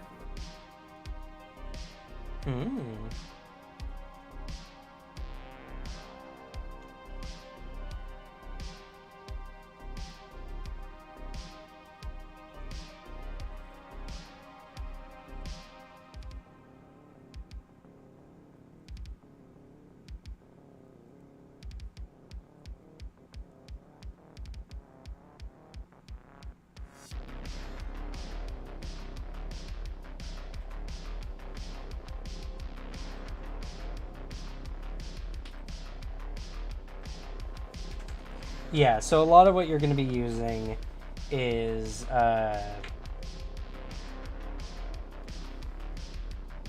if you're using drones, which I think is what you're mostly planning on using, use gunnery if you're using combat drones.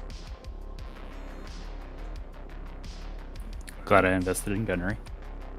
And the other types, like drone perception, for instance, will use your pilot plus clear sight or sensor test, which the sensor test is based on your drone itself. So you'll be making a pilot check plus sensors, pretty much.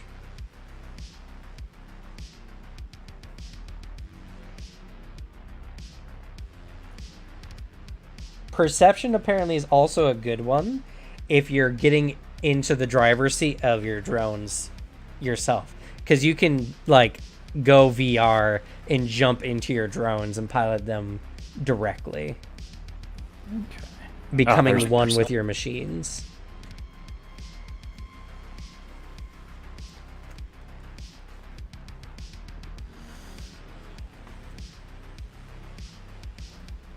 What's the free fall skill for? Is it just for how you recover from a free fall? Free fall is in case your character is falling, but it's also used when you repel using a repelling kit more often than not. Okay. Evan, you use a climbing kit. I think I have all my skills. So do we want to get rid of the -1s? Or do those serve a purpose outside of... Because I know they allow it to hide, and if you put a 0 in it, it no longer hides it. But I was wondering if it's just naturally a -1. If you're untrained in something, it's called defaulting, and it's -1 to your roll. So yes, okay, they do serve a purpose. I heard you, Alex.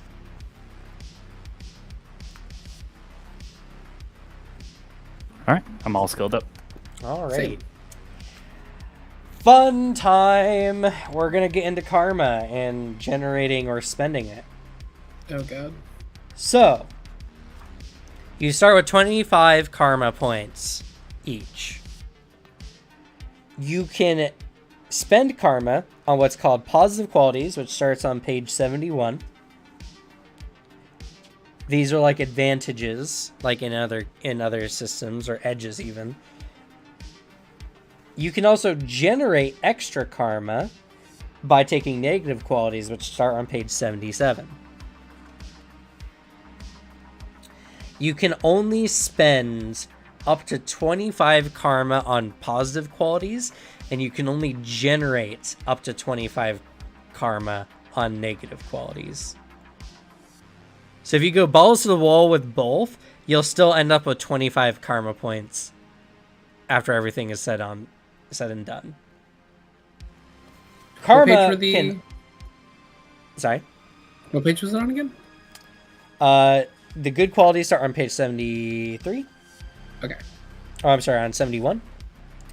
And the negative ones are on 77. So if I'm getting that right, you can generate the 25 with the negative karma, but you can't spend it quite yet? No. You start with 25 karma. You can, on positive qualities, spend only 25 karma, no matter how much you generate with negative karma, or the negative qualities. So, prospectively, if you decide you don't want a positive quality, but you do want hella negative qualities, you could end up with 50 karma for spending on edge, skill points, magic resonance, all that kind of stuff.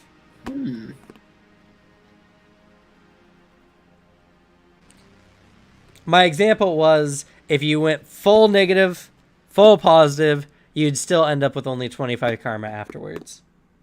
Okay.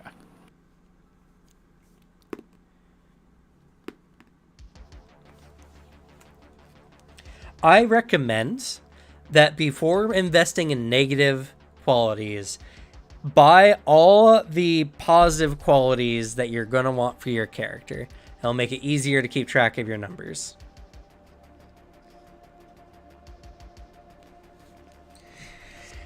And before Lucky was mentioned to you, Alex,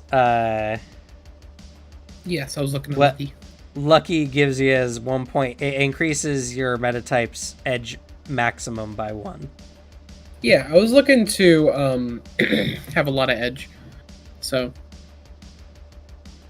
Though it does not inherently increase by your current edge by 1.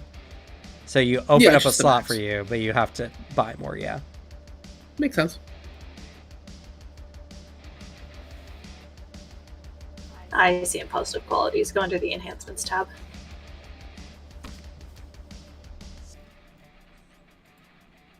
Yep. Good catch. And you can even copy paste in the notes the what the quality does for you.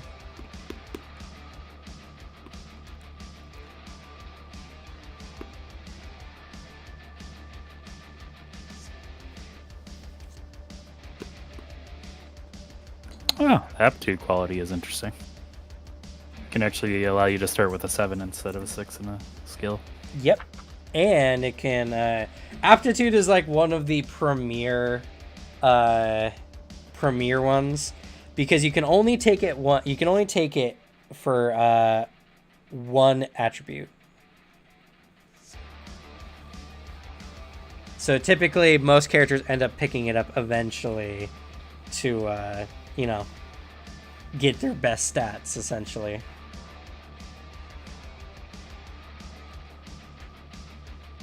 I really like in this book that they have a chart with the qualities, both positive and negative, and what pages to find them on, and their cost.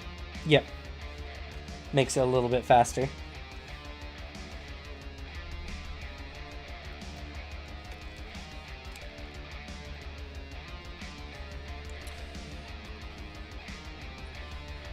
Well, for those in the chat, while we're picking stuff up, let me know. Is this interesting to y'all? Do you like this? I've been looking at the camera too much. I have the physical book here, and it makes it easier for me to pick it up rather than using a PDF, because my muscle memory remembers where a lot of the pages are for at least the categories.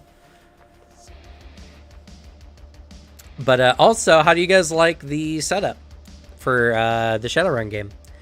I'm kind of happy with this. I'm not sure if I like this box around the playmat, but I didn't want to use the same one that I was using for the webcam and for the roller box.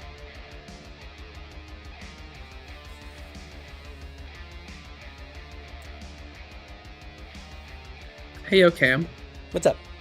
What song is playing right now? Because this shit slaps, dude. I'm really vibing with this song.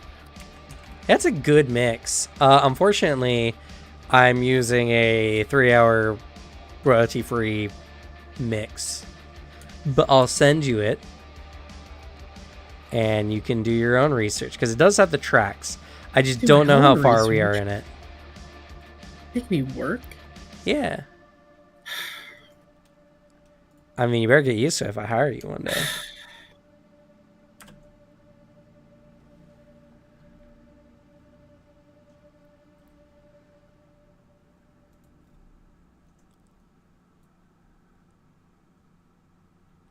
Now, how are you doing, LP? It sounds like you pretty much got everything settled for your character so far.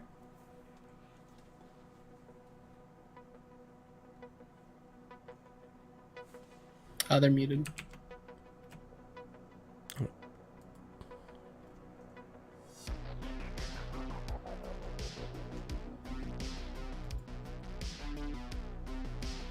Yo, I can get the gremlins? The gremlins. I can get gremlins. I don't feed them after midnight. I don't think you want these gremlins, even in that sense. Just means you're not good with tech. Oh my god, I'm gonna take a fucking SimSense Vertigo. Well, have you bought all your positive qualities yet? I just think it'd be funny to, pick some negative ones. I recommend you do it first, because you can only spend 25 on positive qualities. Fine. Blindness is a fun one. See, this is how I know you're good role players. You're like, oh, these advantages are good. Oh, but look at these disadvantages. Isn't this fun? Wouldn't this be great for my character? I really, you know me, I really like just giving you a button to turn off my character. I think it's really funny. Yeah, Gremlins is a negative quality that it just means that you just don't work well with technology. For each level, you can buy it up to 4 times, generating 16 karma. You reduce the number of rolled ones necessary to get a glitch by 1 when you're attempting to use a moderately sophisticated device.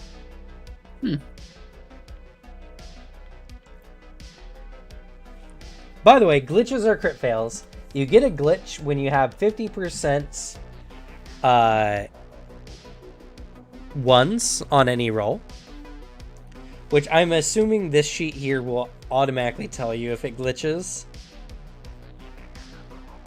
I guess I can keep rolling until a glitch comes up. Fair.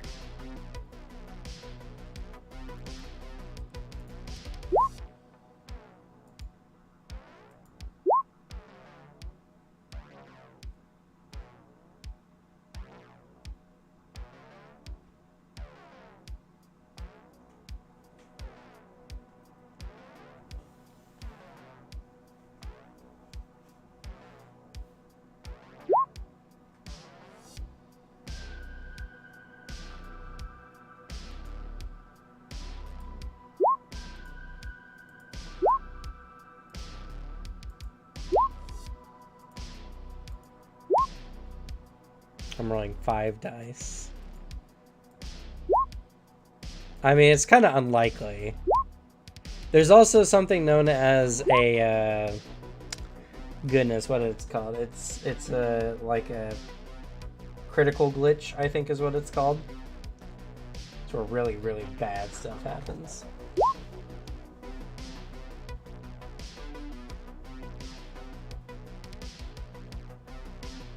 Yes, everyone's qualities are currently coming from the core.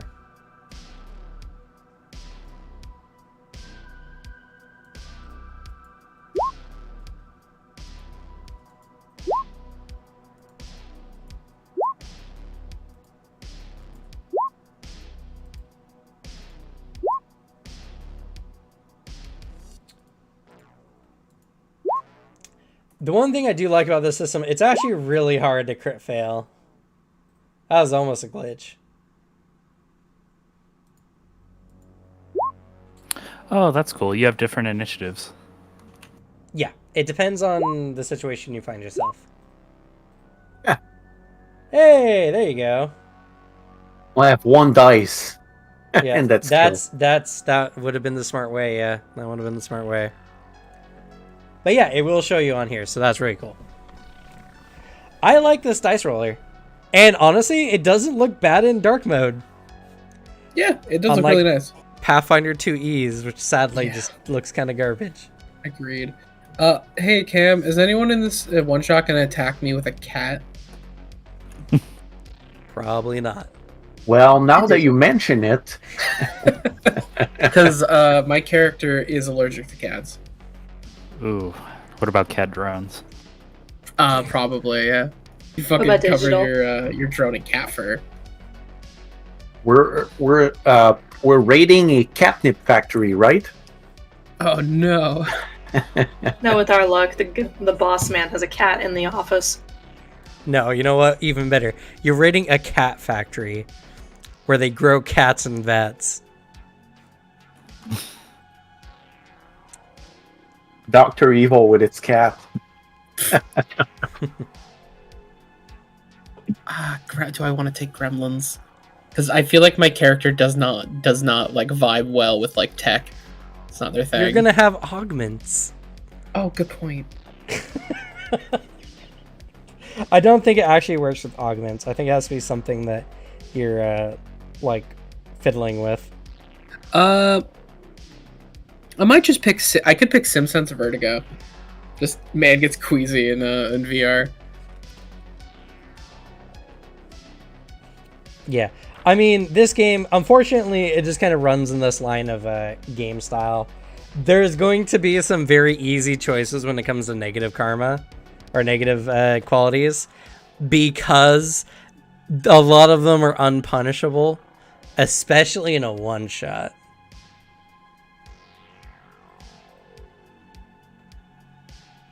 It's one of the reasons I'm taking SimSense Vertigo. That might come up. We have a lot of tech people in this party. I mean, it doesn't matter. In the end, if y'all, like, that's the player experience, right? Most tables will have players who are picking the least likely negative qualities. I'm picking the most likely. Allergies to cats is most likely. I mean, that was just for fun, dude. Like, I'm just, like, joshing around, man.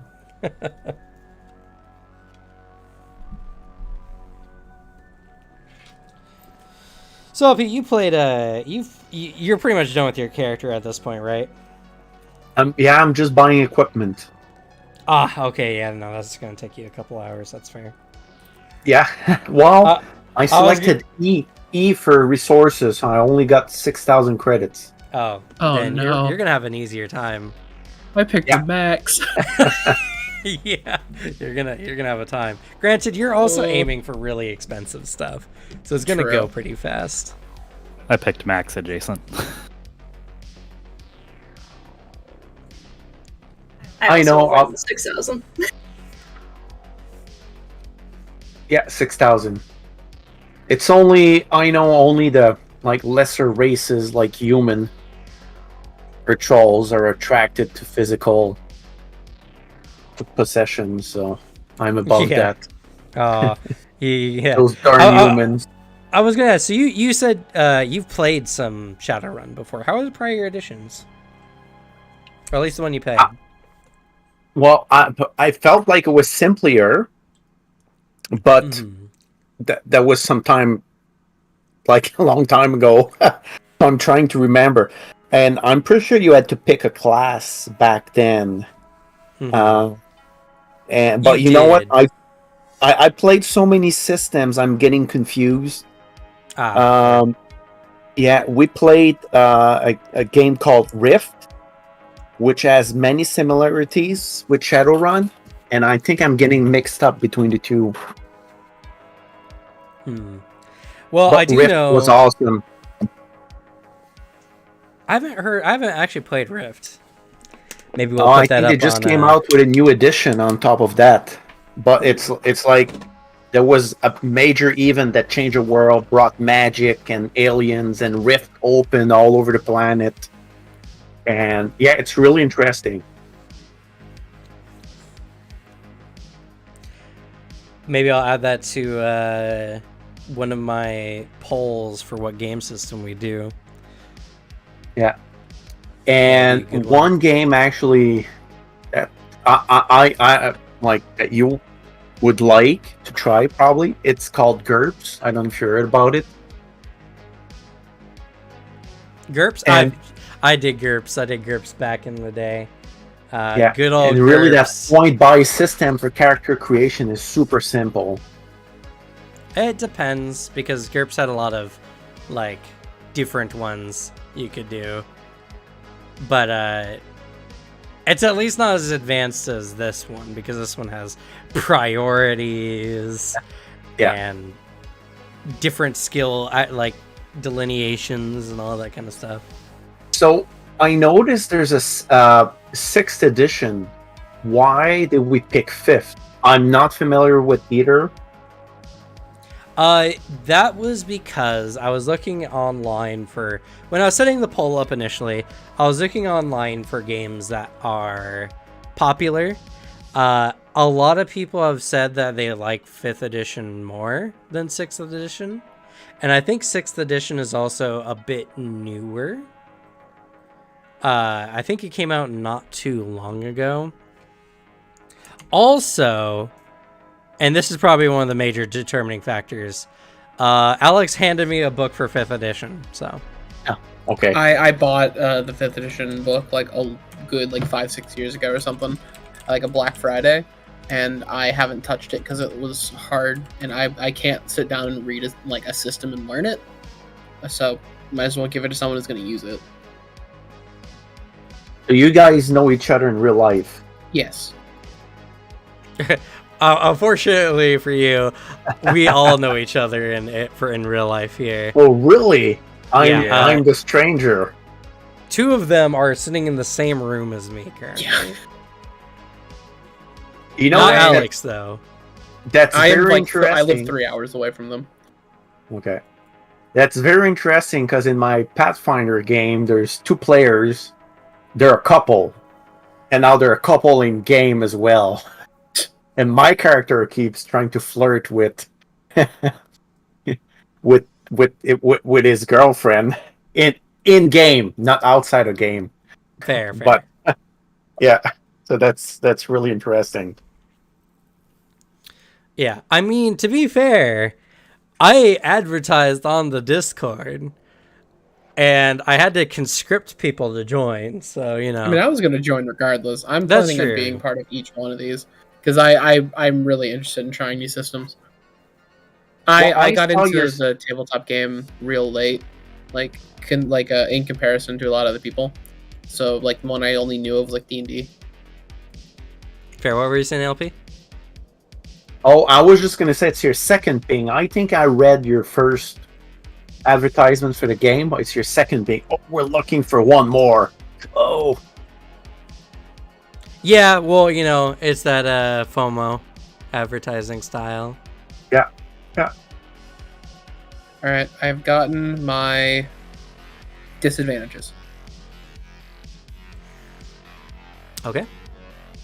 I I'm just have not getting into my disadvantages. an allergy to cats.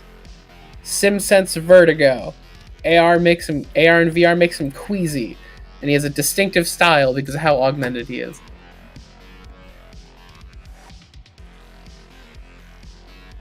I got that too. I got that as well. Distinctive style. So if someone comes around and asks, "Have you seen a young kid smoking cigar?" they're probably gonna say, "Yeah, we did. Yeah. You went that way." And then I have lucky, toughness, and a will to live for my positive qualities. Sounds good. Yeah. I can't wait to ignore. Looks like 2 tabs in this character sheet. Magic in the Matrix. This should be fun. I'm taking Incompetent Outdoors because it has navigation in it, and I like the idea of being your driver without the ability to know where I'm going. Oh my god, you're me in real life. You're the most frustrating type of people, I swear. I just don't I'm really bad with places. I don't understand directions very well. I have Google Maps open all the time because I cannot remember locations for the life of me. Well, I know I got knowledge skills, and I took Tokyo geography, so we won't get lost. That's good. But I'm really bad at navigating, so. Our getaway, a drive while in a big shootout, is gonna be the worst. It's take a left up here. No, I meant other left. Damn it. No, it's gonna be great We're because lost again. God damn it! he's a really good driver. He'll get away, but then after the coast is clear and you're like, where the fuck are we? And you're gonna have to spend like a whole day trying to figure out how to get back home.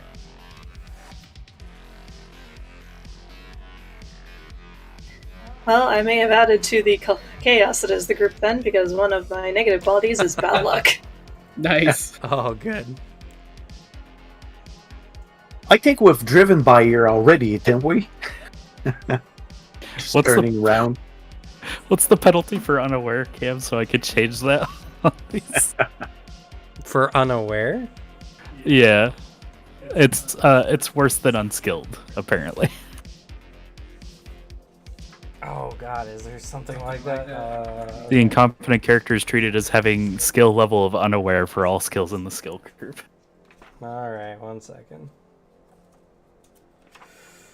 Boo! Oh, right, it's after the quality section. Okay. Unaware.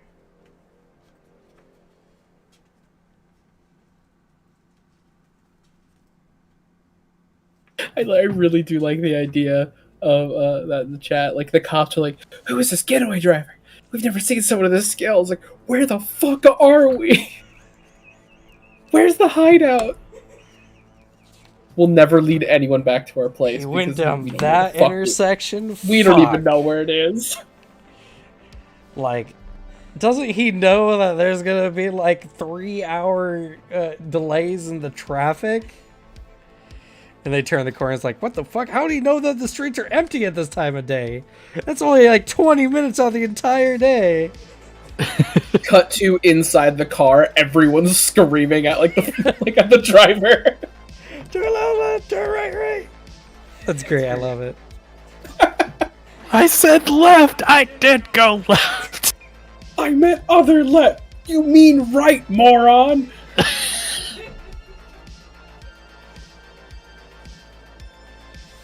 Like, oh my god, I would love to play a one shot of a Shadowrun where it's the idiot savant party. These are the greatest criminals we've ever seen. Stumbling our way through a heist. Oh, that'd be so much fun. Oh no.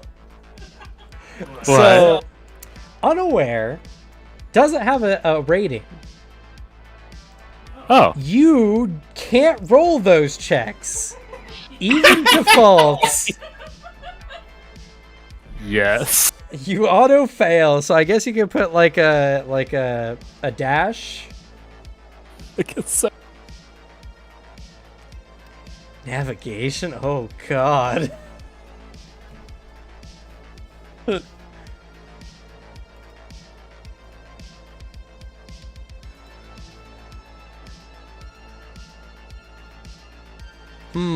That's interesting. Okay. Good thing we're not expecting you guys to actually finish the mission. The getaway might be...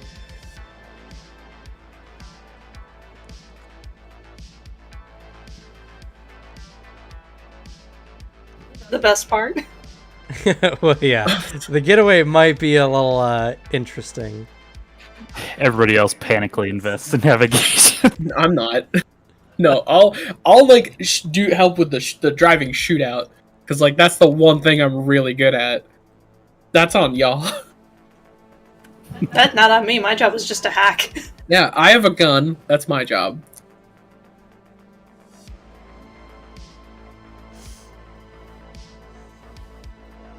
And no, it's gonna be great. I'm excited. I thrive in an improv situation. My players throwing weird like only a few times have I ever been stunned by my players' actions to the point where I didn't know what to do next. All right, so is everyone done with their qualities, or are we still picking? Still picking. I'm going through the negatives right now, and then I'm gonna shift over to positives. How many Why? Why? Let him- No, he's Why got not? this. Because you can only spend 25 points on the positive anyway, so starting positive is easier. No. Oh, that's fun. Yeah. Fuck y'all. I give you something easier, and you're just like, nah. I'm more. It's just because you guys care about your negative qualities more than your positive ones. That's all it is, man. That's my favorite part of anima. Morpheus drinking a 40 in a death basket rolls navigation. Yeah. I'm just trying to cycle through different weird versions of like cyberpunk characters I know. That's And, a well, that specifically is an Eric Andre bit. Hopefully, we'll craziest- get. Go ahead. I was going to say, hopefully, we'll be able to get to that warehouse. Yeah, yeah. Oh, yeah, it's true. Ah, Oh my god, that'd be so funny. The one shot is us just trying to get there. Oh, F it, well, let's go. I don't have to worry about Let's combat. go rob the Thank bank. God. That would be so funny. Holy shit. Campaign derailed in character creation. Everybody else is just like, give me the wheel. You don't have a license. Yeah, we get in a combat situation, but that's because like we piss off like a gang with our shitty driving. Like we accidentally clip their car. And they're just like, hey, fuck you, and we get like a driving shootout. listen, Mr. Yakuza. Oh my god, that'd be so funny. They got some fun gangs in this game system as well. Like the Halloweeners.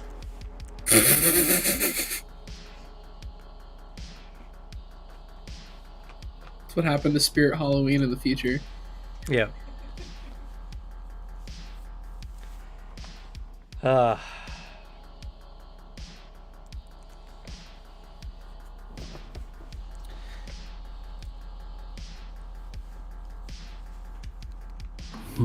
What's an interesting code of honor? Refuses to open Google Maps. No, it's Dishonorable. specifically a group that you will not kill Yeah, fair enough. and Clowns. won't let other people kill. Yeah, you won't kill clowns. I was raised by clowns. You don't know how noble those people are. We're getting attacked by a clown gang. The sound of the horn of his vehicle is just a clown horn. Quick, activate defenses! It's the fucking like flower like spits water at people. Now, there's an old horror movies from the 80s called Killer Clowns from Outer Space. A classic. Yes. Hopefully, we won't you come have across them. the secret clown technology to make your vehicle bigger on the inside than it is on the outside. You learned their ways.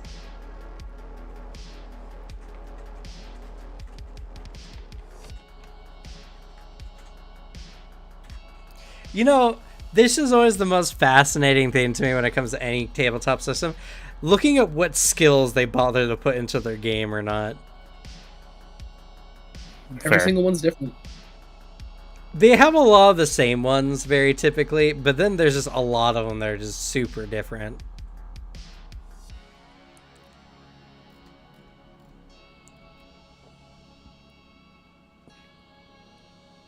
I do like how this one has an instruction social skill. Teach someone something. At a top. It would be perfect for our clueless driver here.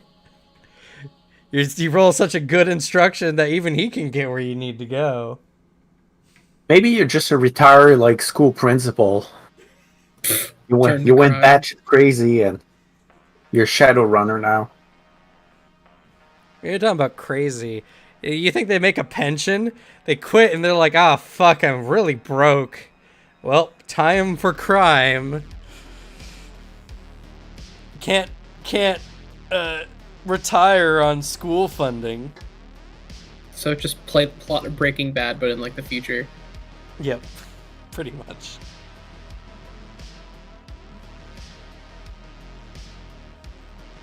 Less meth, more cybercrime. Hell yeah. Still some meth though. Still some.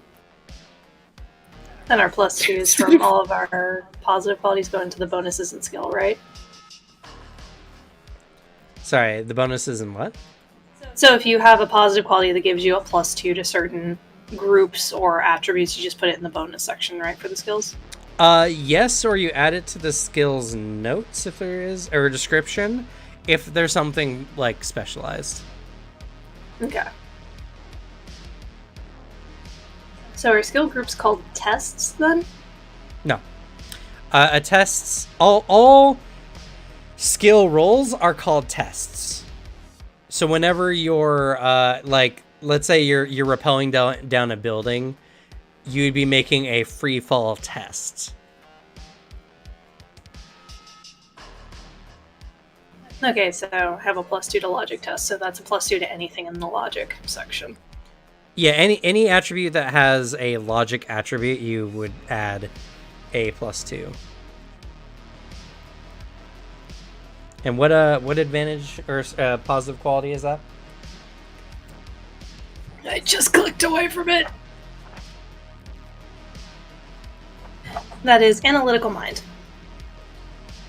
Analytical mind.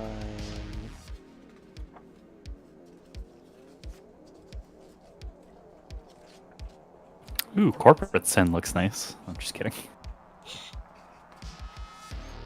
I was telling you about that the I other did day. that. Yeah, I know. It's a good way to get your character murdered right away. It's also a so good way to get a bunch of points in a one shot. I'm so sad that I can't get Orc Poser. Just like the idea of like hunching down slightly.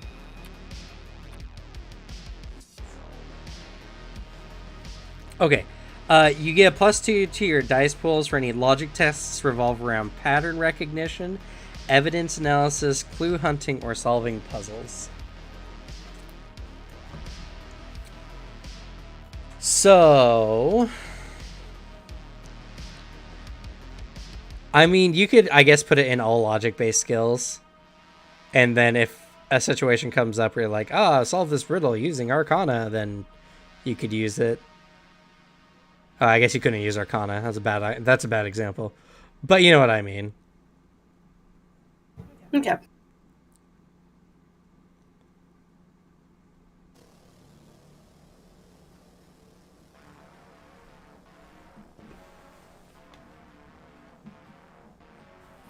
Your head might not be a bad one.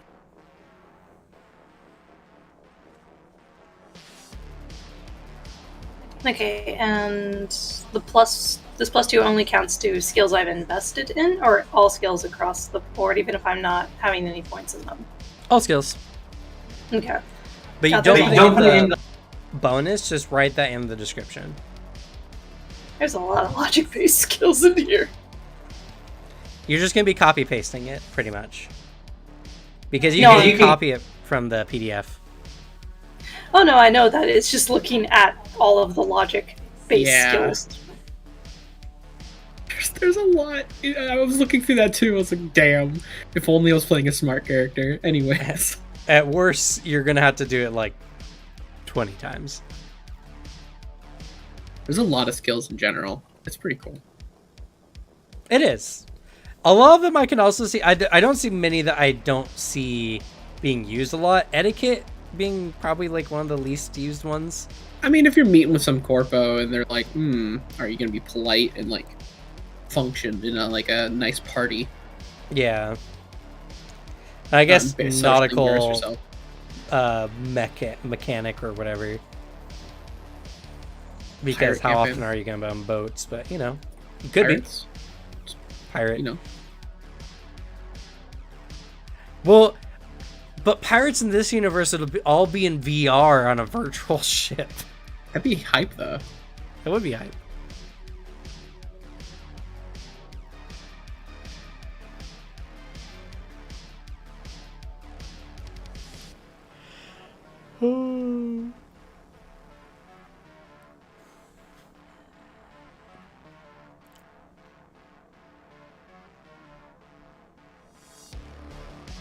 Okay. So I also picked up photographic memory, and it gives me a plus 2 dice pool modifier to all memory tests. Is that mental ones, or is that just for Photographic. Why is it not an F? Because I don't know how to spell photographic apparently. I caught myself, but for a second I was really stupid.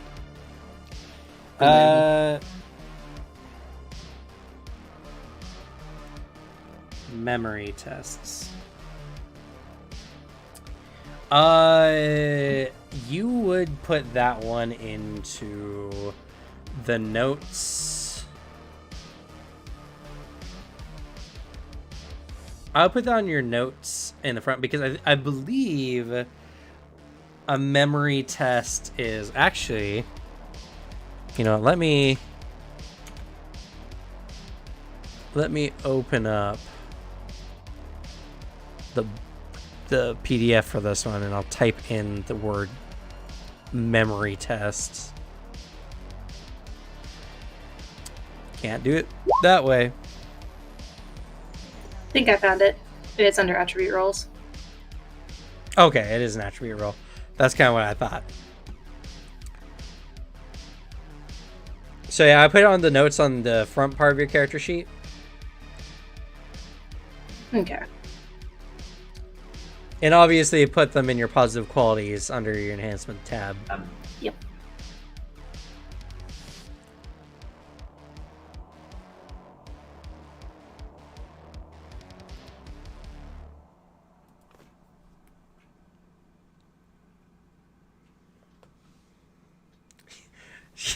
Dead Phoenix! Man, why you gotta do me like that, okay? I was only stupid for a second. I shouldn't have said anything. Yeah, that's on yourself, my man. Yeah, I just have too much of an open book.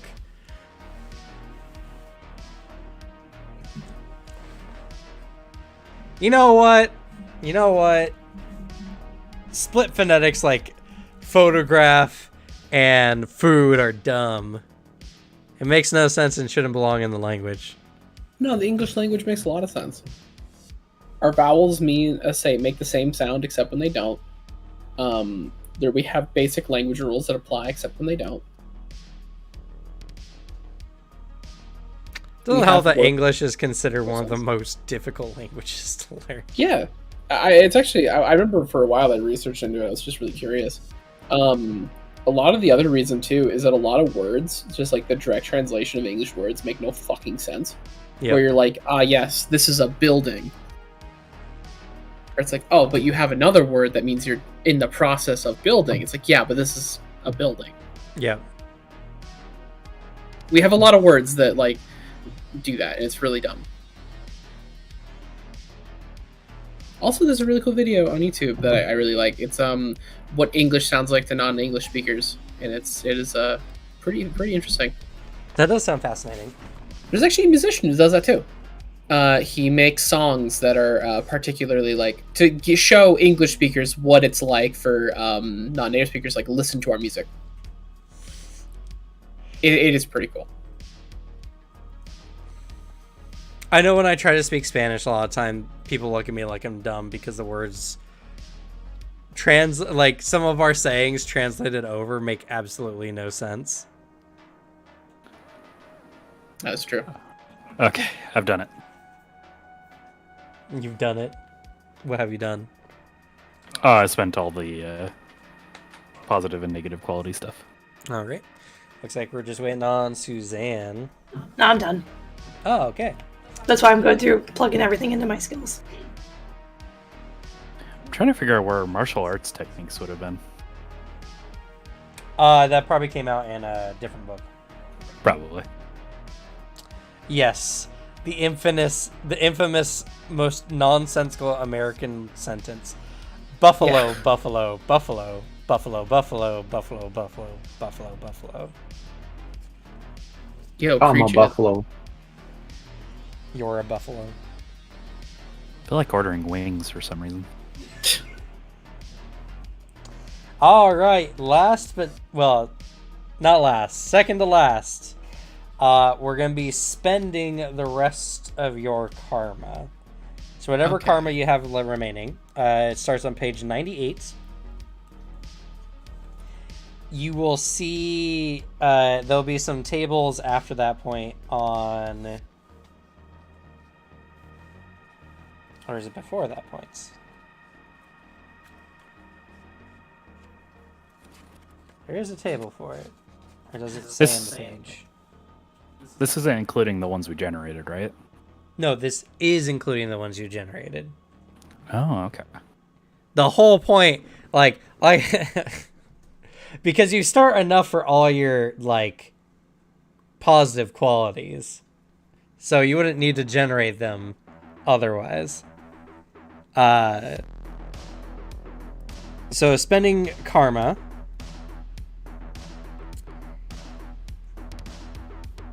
Let's see. There's a small table at page 98.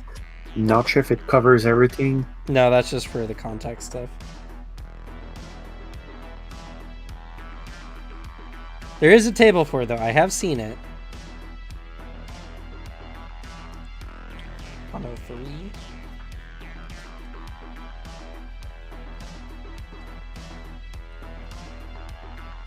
Ah, yes. Like the contact. It's page 107.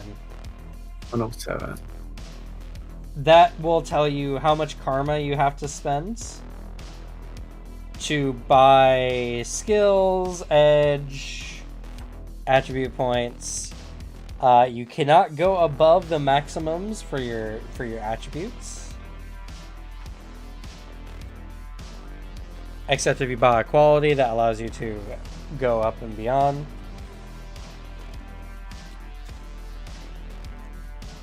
You can also buy contacts. Contacts are very interesting in this game. And technically you all start with your charisma score times 3 in karma for buying contacts specifically. Contacts can do a wide variety of things. Give you information, make it easier to get certain things. Maybe in mission help you out with stuff. We're not going to worry. I mean, you can, of course, invest in your contacts as you see fit, but it's a one-shot, and we're not going to be going all the way through, so your contacts might not be super important, but they could be. I don't know. You could surprise me. Yeah, I don't know enough about the system.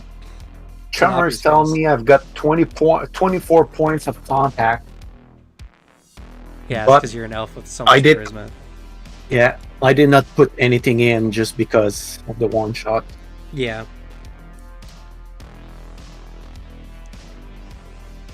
Or I could put factory worker as my contacts It's possible. in that factory. Yeah, A street dock isn't necessarily a bad contact to have. it's true.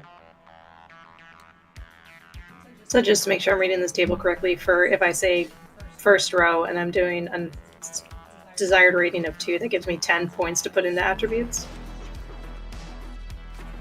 No. So your starting rating is what you're currently sitting at. Okay. And the desired rating, so if you're increasing, let's say you have a attribute at 2, it costs you 15 to increase it to 3. So how do I buy more edge with my karma? Because currently I have 18 karma. Yes. Let's see here. I think you would look at the first table.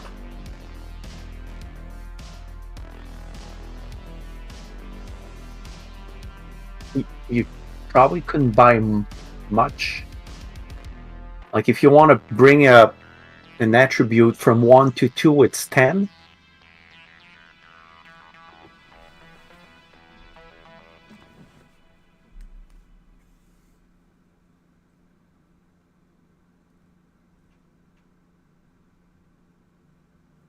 Yeah, increasing essence is based on, or essence, edge is, it's an attribute that you can increase. Same with resonance.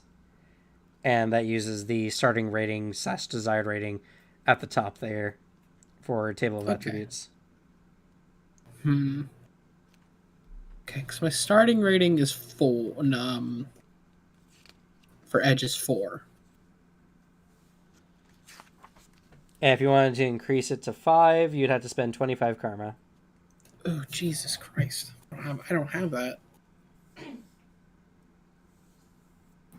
What are complex forms used for?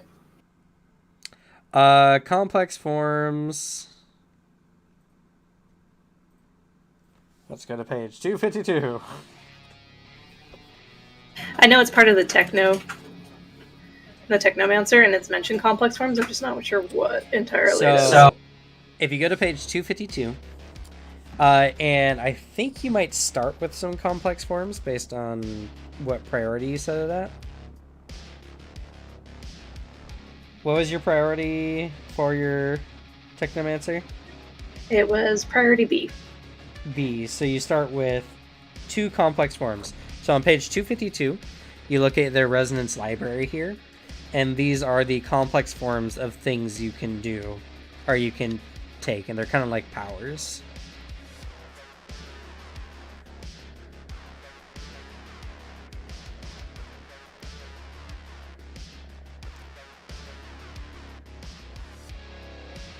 Okay.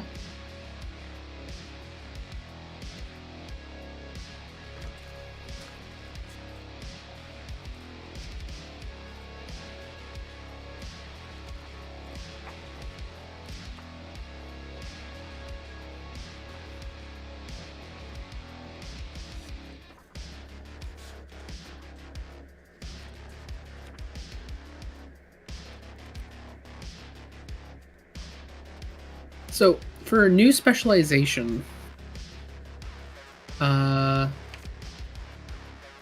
would that give me if I say put that in my gun?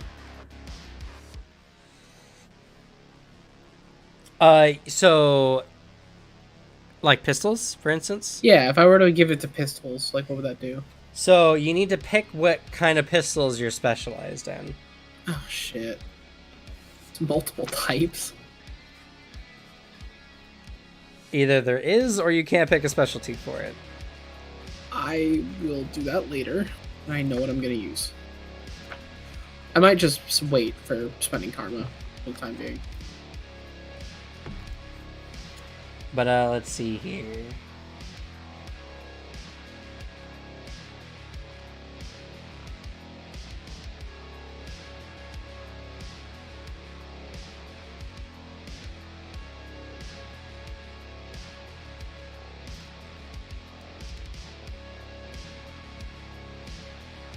Yeah. Okay. Yeah. So table the table on page 103.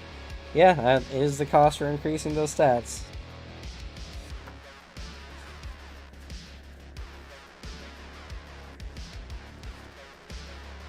Or I guess table on 107. I'm assuming God, or God as they've put it, is a security system? It's a security system. It's the main. So essentially, when you do bad stuff in the net and you get noticed, the system's local god or demigod will take notice, and they'll do things to harass your character, even going so far as just kicking you out completely. They are baddies you want to avoid.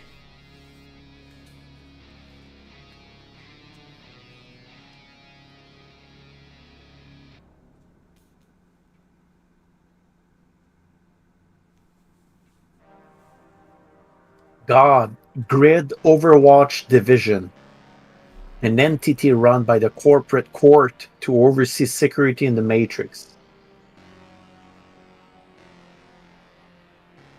Page 215, the Matrix jargon. Okay.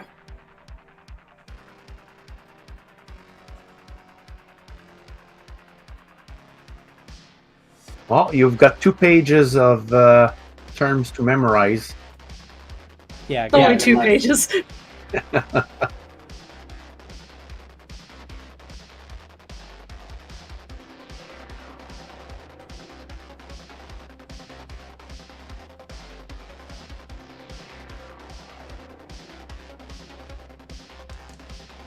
think I'm gonna raise my agility by 2 with 25 karma points. And what was your agility before? Oh, 1. So if I'm reading that right, it costs 20. Oh no, yeah. It costs 25 to get it to 3. Yep, you're right. And then my starting karma for contacts I spent on a street dock, and then I spent my 2 over from previous on loyalty. So Okay. I believe your social tab will have a contacts list. Yes. Make sure you Yeah, add but that. Yeah. I just don't know what type it would be. Alex, how much karma do you got remaining? I currently have 18. 18. It's not a lot to like do that I can see.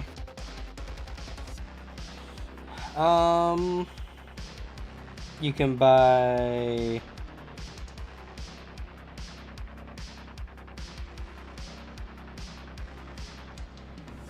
You can invest in an active skill group. That's what I was thinking of doing.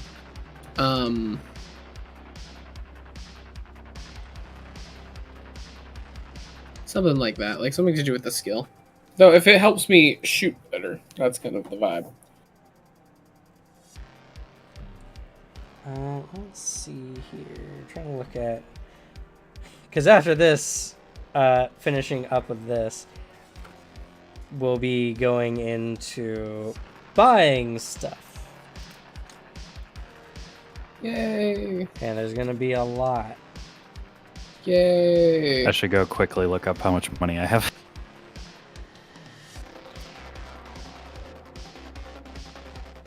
Okay.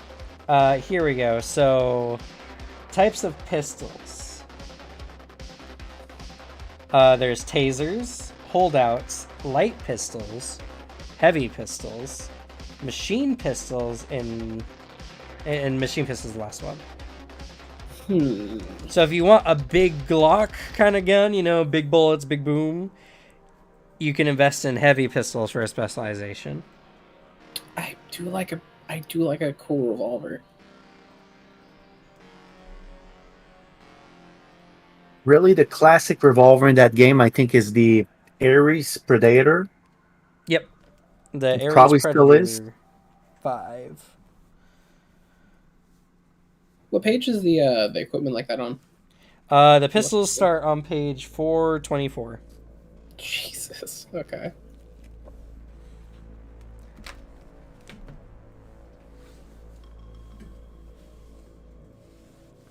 Yeah. All right. I see.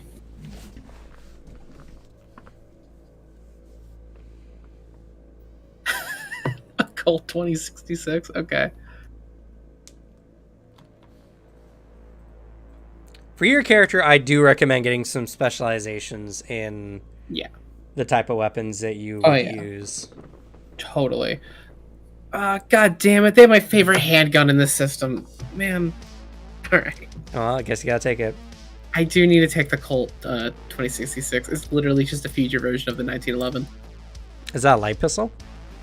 No, it is a heavy. What is heavy? 45 ACP or whatever fantasy caliber they use.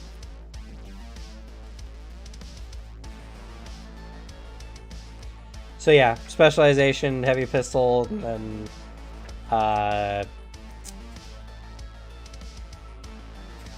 probably. Do you have a melee weapon in mind for the character? Not really. I just wanted like gun. I don't like melee. Only gun. Yeah, only gun. Okay. Actually, now that we don't have access to martial art, now I know that I'm going to switch mine from unarmed to clubs.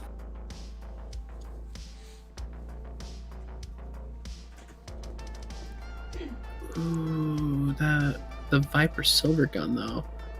Burst fire and a built-in suppression. It's funny.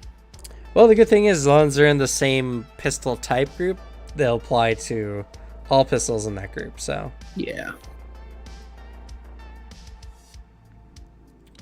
Oh, the Ares Predator is a deagle. That's cool.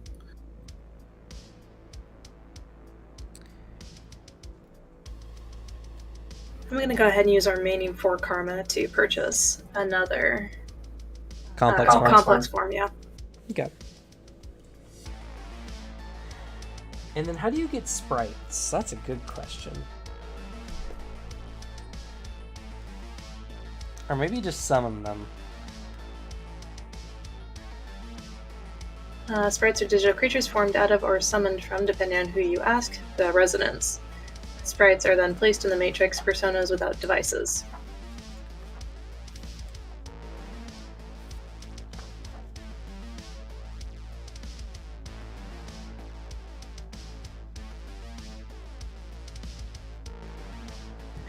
I love this. When a sprite's code is analyzed, it looks like a kludgy mishmash of code snippets and junk data that shouldn't work, but it does. That's Yeah. great. Because they're beings made of sentient code. I'm going to specialize in heavy pistols.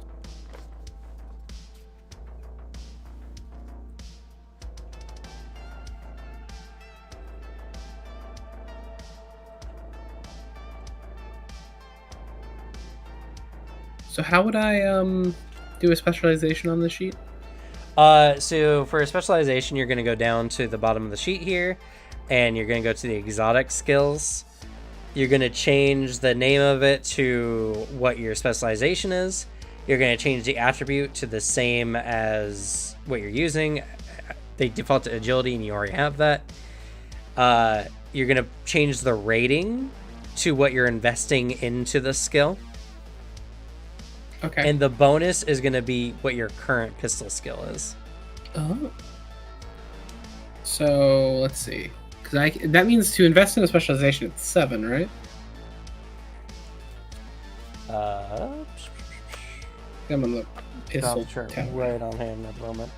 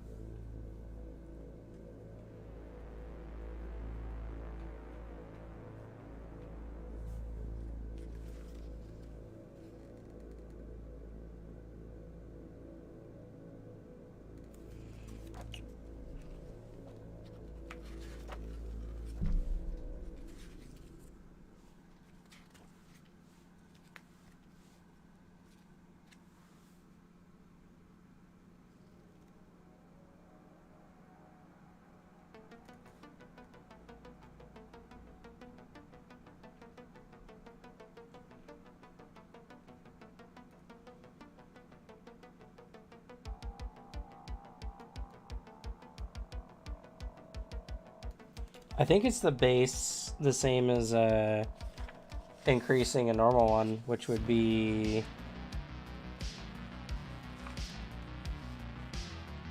to get 1 point, and it would be 2. Okay. Oh no, never mind. Character improvement table, I see it. New specialization for an active knowledge or language is 7. So it'd be my rating would become 7. No. 7 to get 1 point. Okay. And then to increase it, you follow the skill advancement table above. So you'd spend 7 to get the first point, and then you'd increase that one to 2 points by spending 6. Okay. I'll do that. And that's 13 of your points right out. Yep. And I have 5 more. Wait, 11 minus 6. Oh, actually. Then I have 7 plus 6 is 13. Yeah, true. Just testing you. Then I have 5 more. There. I recommend investing in an active skill group. Oh, like making my pistols better? No, I mean, if you... you're not going to be able to, I don't think. Probably. No, skill groups, which they have on page 90. You can spend 5 points to put 1 in all of the ones in the categories under the yellow. It's really badly designed, but like for instance, acting. If you invested in the acting group, you get a 1 point in con, impersonation, and performance as long as you have no skills in any of those skills, or no points in any of those skills. Oh, okay. That would be my recommendation, because then you'd be getting 3 skill points, but if you were to buy them individually, you could only buy 2. Okay. I think I figured out how you get sprites. It looks like you need to spend karma to register them. I think registering them is only just so you don't have to make a check to summon it, I believe. Let me double check real quick. I found it on the table on page 98.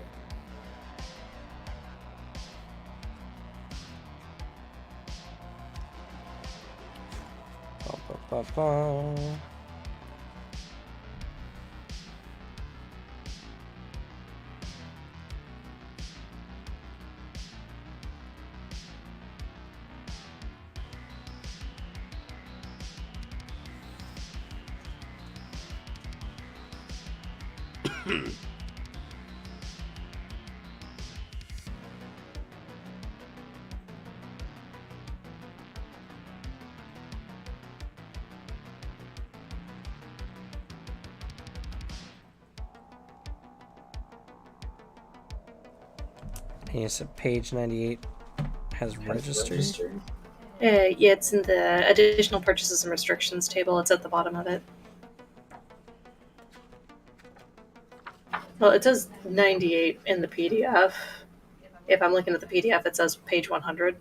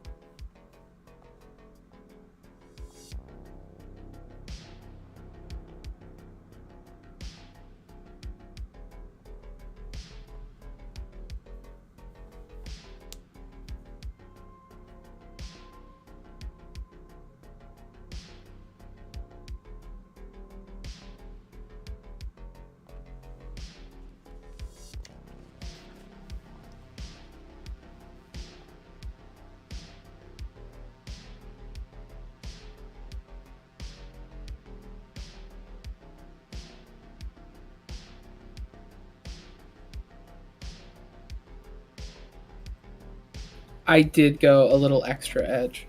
No, actually, no, I didn't. I'm still elf. Could have, but decided against it. I decided to make my skills the E tier, not my race. Just wanted that higher agility.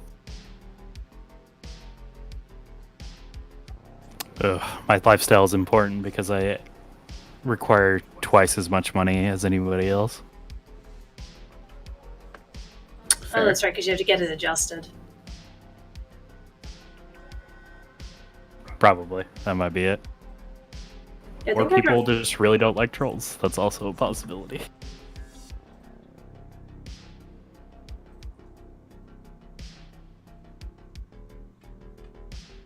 Okay, so that's all my karma spent. So if I were to shoot my gun,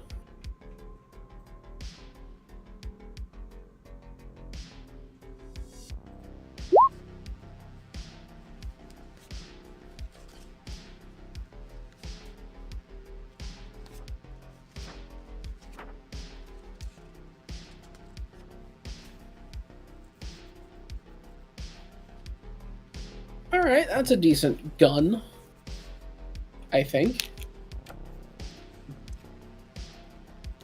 7 agility, 8 in my heavy pistol skill. Pretty good. Or success. Rolled pretty well.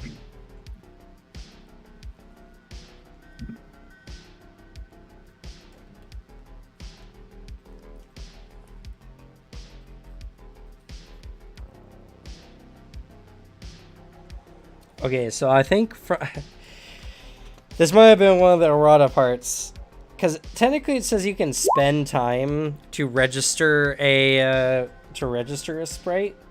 It doesn't mention anything here in the registering sprite section about spending karma.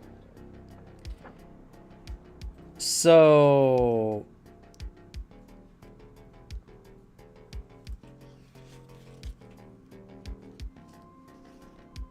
I'm assuming that you can buy sprites at 1 karma per task you want them to do. So on page 256, you get the registered sprite tasks, and you can give them a number of these tasks equal to the number of karma points you spend, and you can have a number equal to your character's charisma attribute. Okay.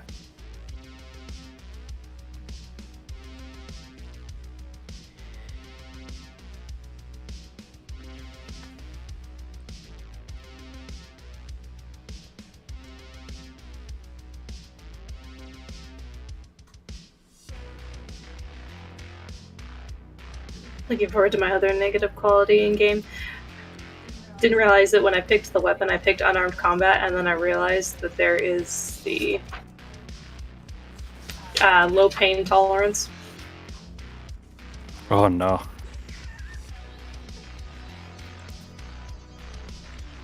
So it'd be a fun attack. So how are we doing on karma, everyone? Mine's all good. spent. Yeah, I'm my on karma is 0. Should be 0 here. And what was yours, Alex? Sorry. Oh, I'm all done. Okay.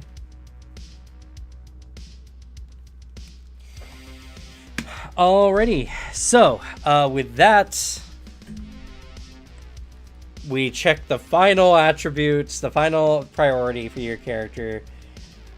How much money you got to spend, and you go all the way to the back of the book. And on page 416 is the start of the gear section. Now, some things to know about the gear, and some things that are important to know, is mostly like the guns are the most complicated. They will have an accuracy limit, and that's kind of the accuracy tab. That's how many possible successes you can get using that firearm.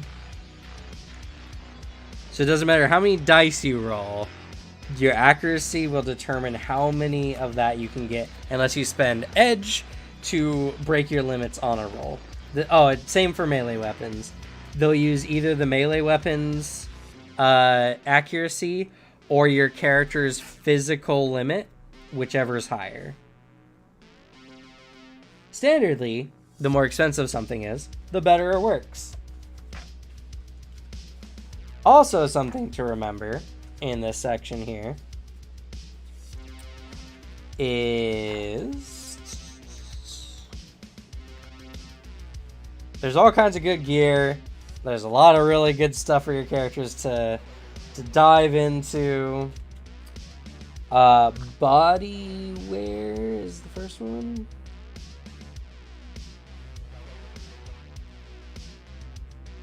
Yes. Body wear and cyber limbs will have what's called a essence value. That's how much it subtracts from your character's essence. Because your essence is a limited resource, as it were. There's a description of essence.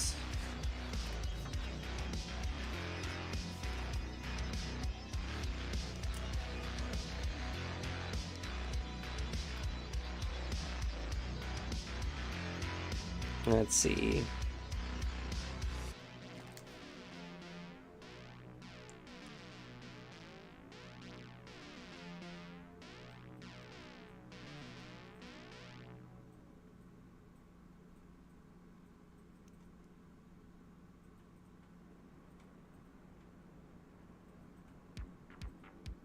Is there not a better explanation? Let me just go into the PDF here and search it out real quick. It will affect resonance, so that's something that at least our Technomancer and our Mage need to know. Resonance and magic. Though I believe our elf friend here did not have a lot of money, so probably not an issue. No, yeah. I'm gonna keep it simple too.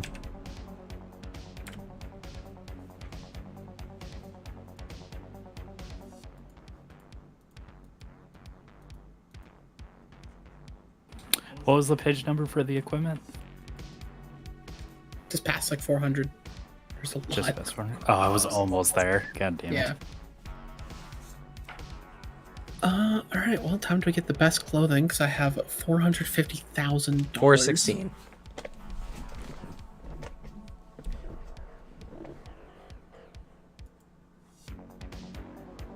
Ah, yes, there is also some limits on what kind of gear you can buy right out the gate. Shit.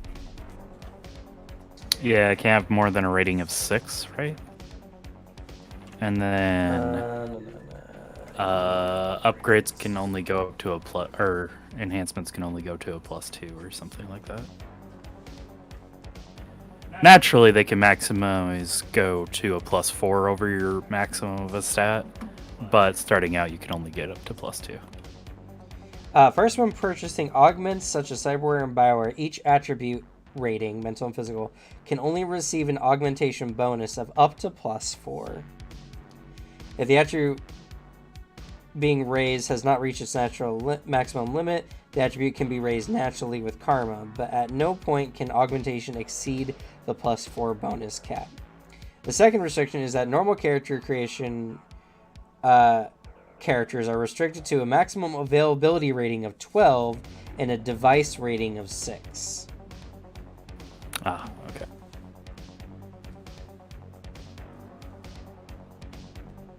So,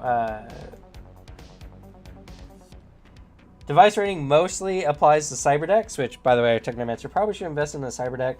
I'd recommend it. Further enhance your ability to mess around with stuff. What page is the cyber deck on? Cyberdeck is on page 266. 267. Back halfway through the book. There's a a- big book. There's a couple good videos on YouTube, short and sweet, about the Technomancer. Yes. Yeah, the gear cost is pretty much only for like decker stuff. So everyone else, availability can be no higher than 12. Also, fun fact: you need to spend down to at least 5,000, and that 5,000 will go to your like starting money. If you have anything higher, anything in excess gets just completely lost. Apparently. Yep.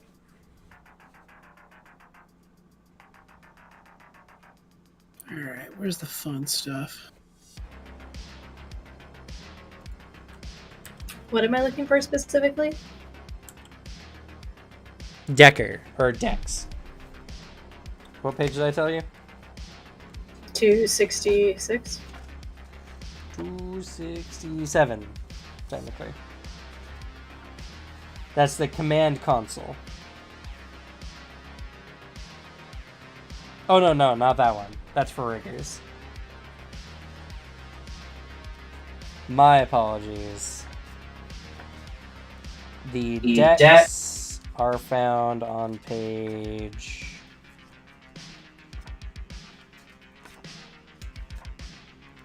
I didn't read it. That's my bad. The cyber decks are found on 227.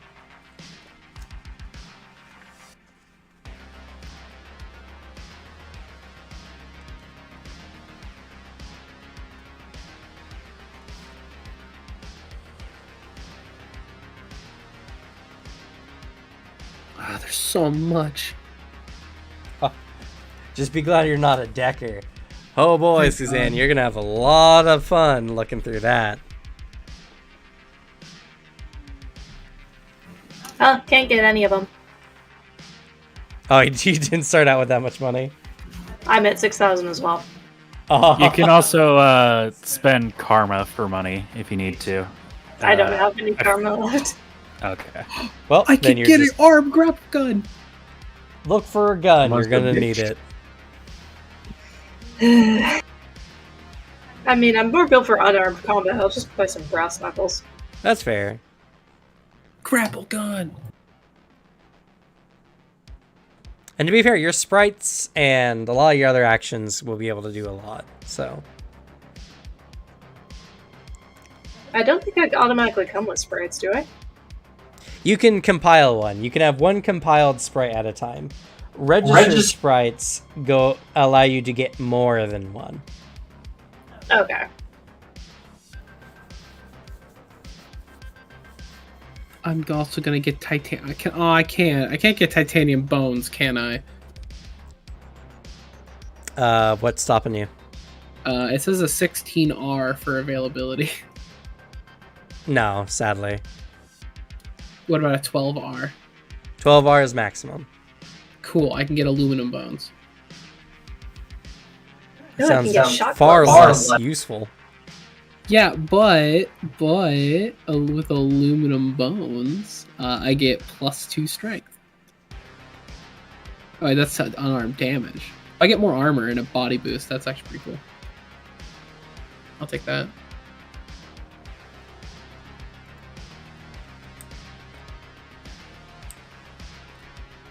And buy a lifestyle as well. I use the telescoping staff. That sounds like fun.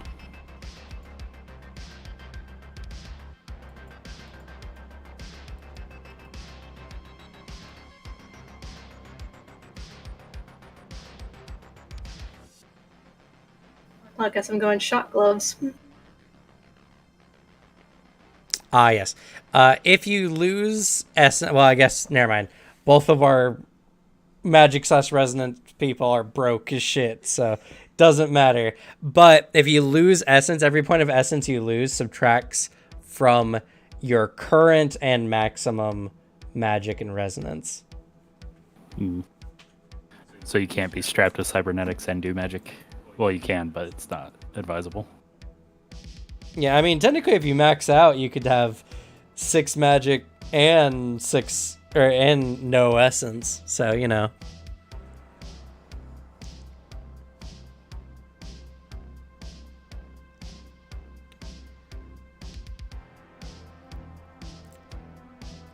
Well, okay, full arm, definitely.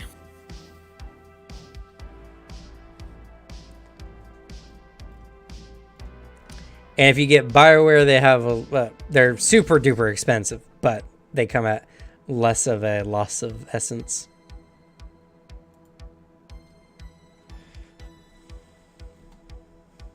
And I believe Enhancements has Bioware, yes. Actually, the only difference between something being overt and synthetic is like the price. Actually, no, there's capacity difference. Yeah, I want a full-on, like, obvious arm. That's dope.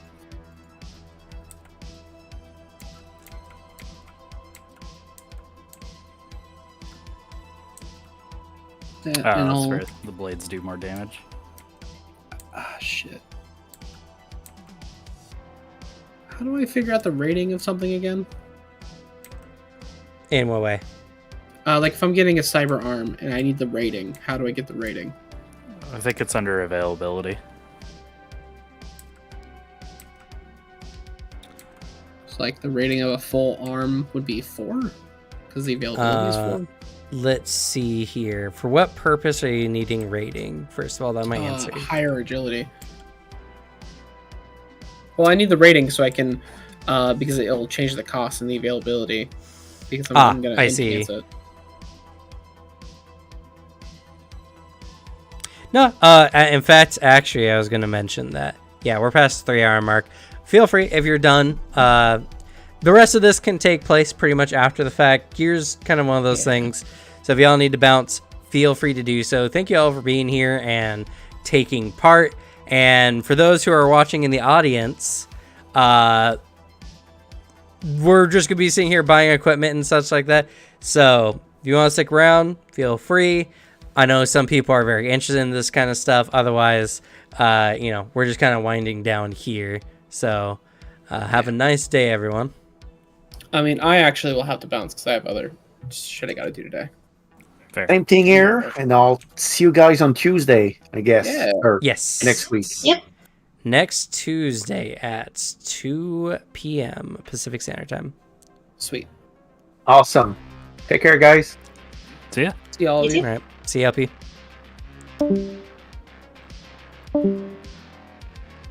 Did Alex bounce? Yeah, he said he had a thing he had to do. I was gonna help him with the cyber thing first.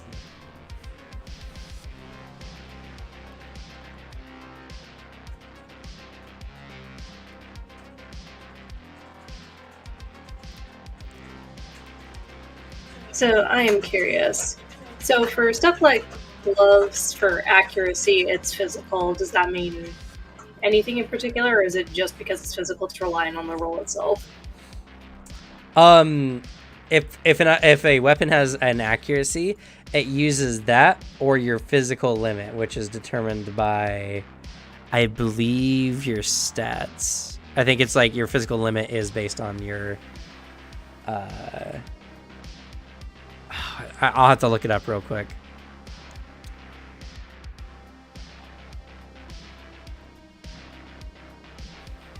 Let me look up this one thing real quick while I'm thinking about it.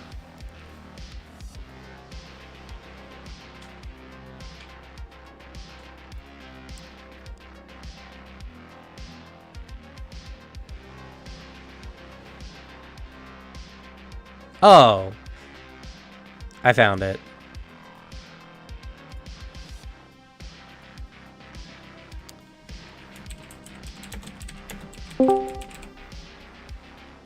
I got him back for you. Okay. I was gonna answer your question first before you left. I completely spaced. I gotta run to Fred Meyer today. No worries. Work done. The rating is at the bottom of the bodywear table there. That rating increases how much it increases your rating by. Oh, okay. So I can get myself a rating of 2. Yes, for 149 new yen, but yeah. That's nothing. I have so much money. Okay. And then for cyber limb enhancements that affect your agility, armor, or strength, there's a cyber limbs enhancement table below that one. Yeah, because I'm gonna get. That means I'll get a agility of +2. And I'll shoot even better. Oh, you're gonna love this, Alex. There's quick draw holsters and stuff. I can't use it because heavy weapon. I suppose that's fair. I immediately looked at that though. All right, now you can bounce. Cool. All right. See ya. See all of you. Beast. See ya. All right, physical limit.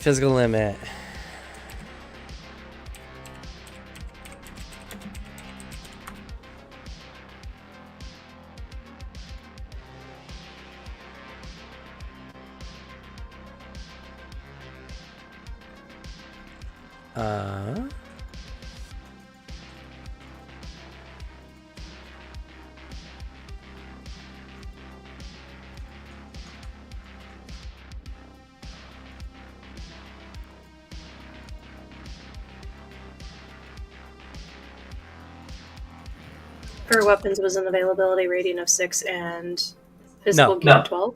Availability of 12. The device, I think is what it was called, was 6. But that's only for decks, which you don't have enough money for. Okay.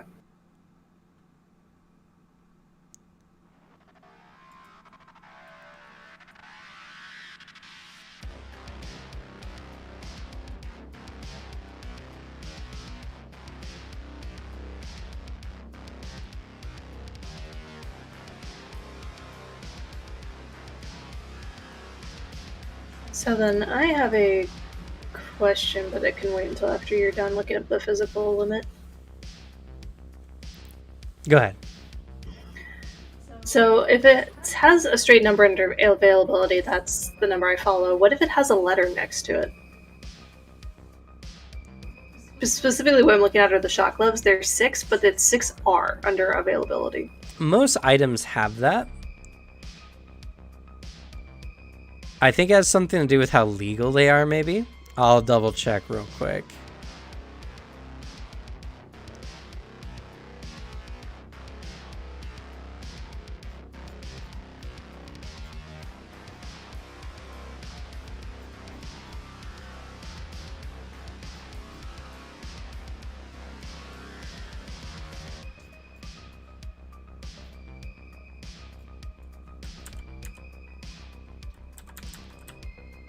Why is it doing that?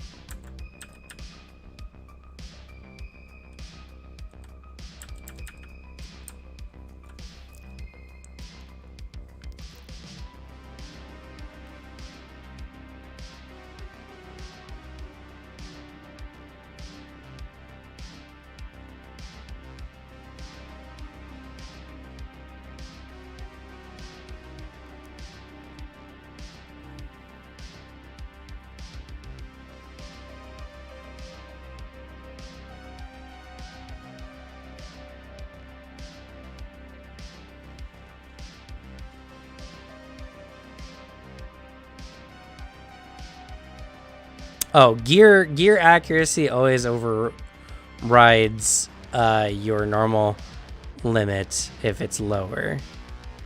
No, whether it's higher or lower. Okay, never mind. So yeah, whatever weapon it is, your limit is just determined by its accuracy.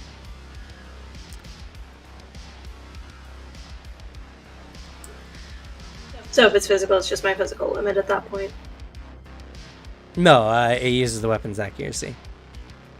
That is its accuracy. Oh, it's just physical. Okay, then yeah, it uses your physical limit, which should auto-generate on your character sheet, so you shouldn't have to worry about that. Let's give it a shot. It's actually on your front page under limits. Okay.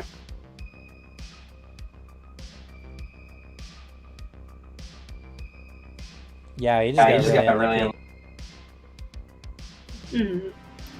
Physical limit's 5.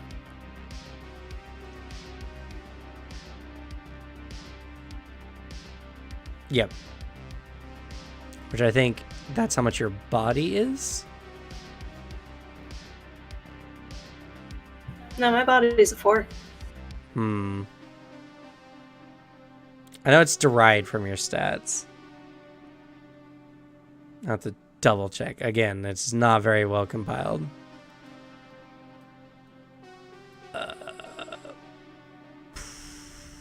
And for some reason, this thing is super weird.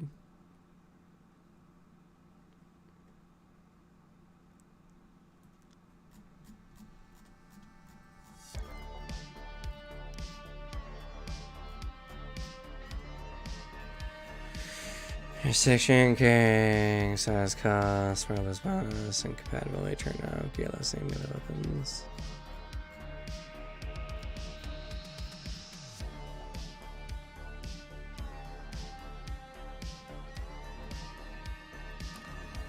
Oh, that's cool. My thermographic vision will also allow me to see if like machines have been running recently.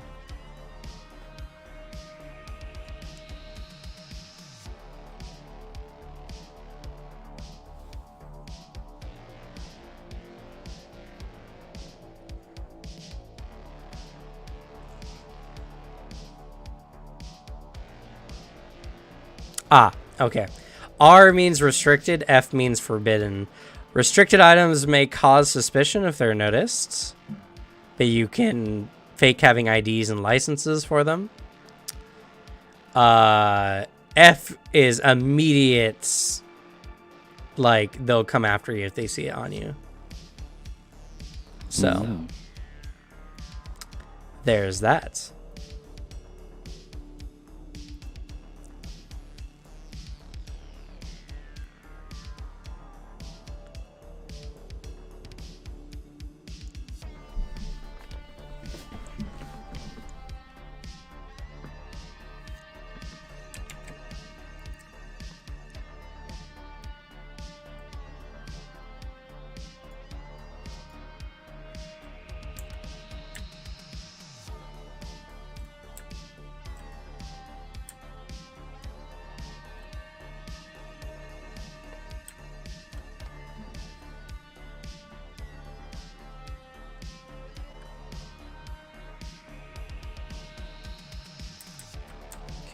table 101.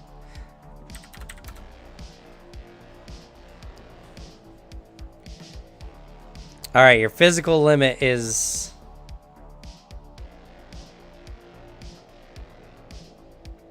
your strength times 2 plus body plus reaction divided by 3.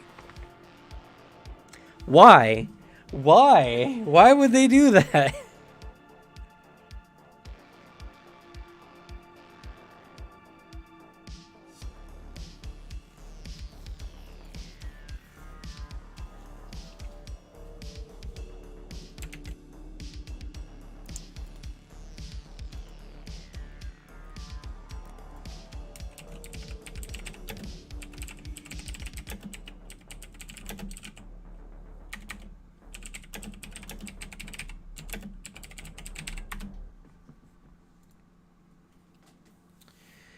There's also a lists for recommended items on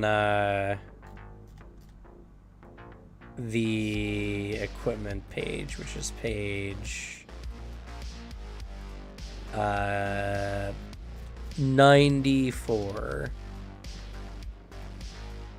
That checklist typically has all the things standard.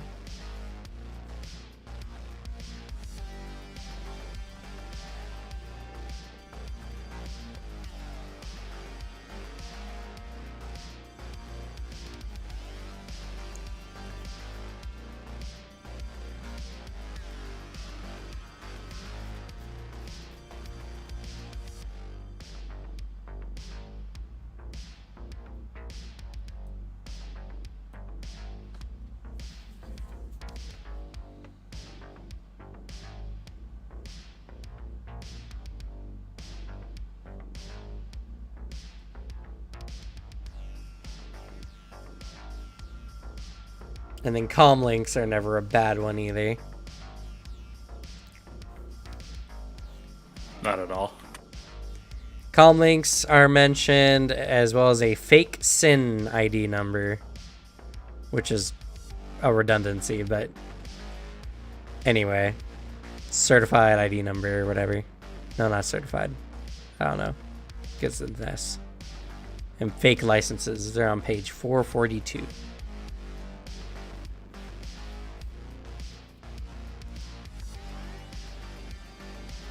And I let our street samurai know about the reflex boosters, so glad we have you guys here. Definitely helps, makes things easier.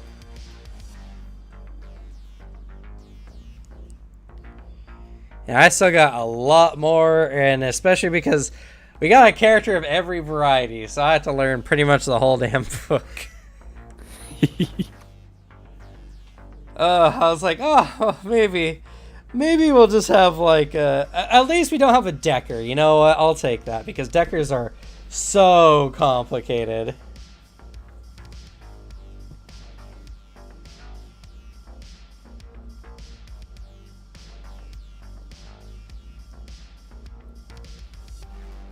Well, I think we're pretty much set here. I know Pretty much. neither of you have that much money. I actually have 275 grand. Oh shit. Well, you're buying drones though. Fair. And you gotta buy the rigger doohicker. Where would I find that, by the way? I found it in the rigger section, but I guarantee it's gonna be also in the equipment section. Let's see here. See if I can find it real quick. Cyberdex.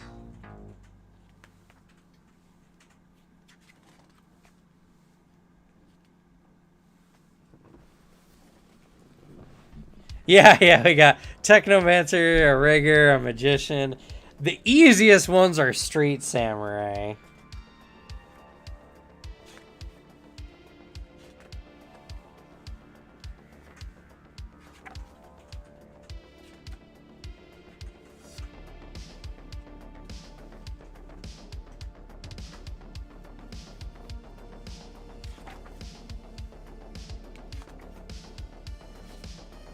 Well, the drone stuff is at the end of the equipment pages.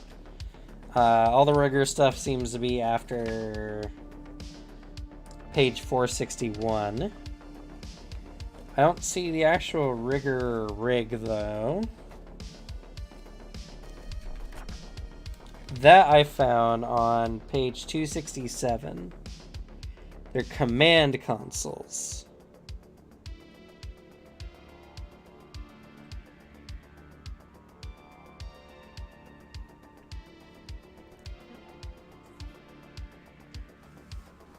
If you're talking to me, oh, cat, okay. But yeah, so I think we're pretty much done here. Thank you all so much for watching. If you stuck out this long, wow, this honestly, that 3.5 hours flew by. But also, this game, whoo boy, I'm excited for the videos I'm gonna be making on it. So you check it out on the channel. And for those who are watching post the fact, because I'm sure the people who here already know, check us out on our Discord. LP today was someone who joined through the Discord. So whenever I recruit, check it out there. We play all types of games, and we're trying out a new system every month. I'm very excited to continue on. Very excited to see what more is out there, what kind of rules I like from different game systems, all that kind of stuff. And yeah, we stream on both YouTube and Twitch, as well as you can find a list of videos on my YouTube about all kinds of games I like. Predominantly, we do like to focus on Pathfinder 2E, but we're also, you know, a variety tabletop channel at least some of the time. And yeah, this game is very crunchy indeed. Not the worst, but not the best. I do like a lot of the aesthetics though, and I like Shadowrun. I think it has a very good intent. So yeah, we'll just have to see how it goes. But with that, we're gonna go ahead and say goodbye. So let's say goodbye, everyone. Good night. Nighty night. Good night.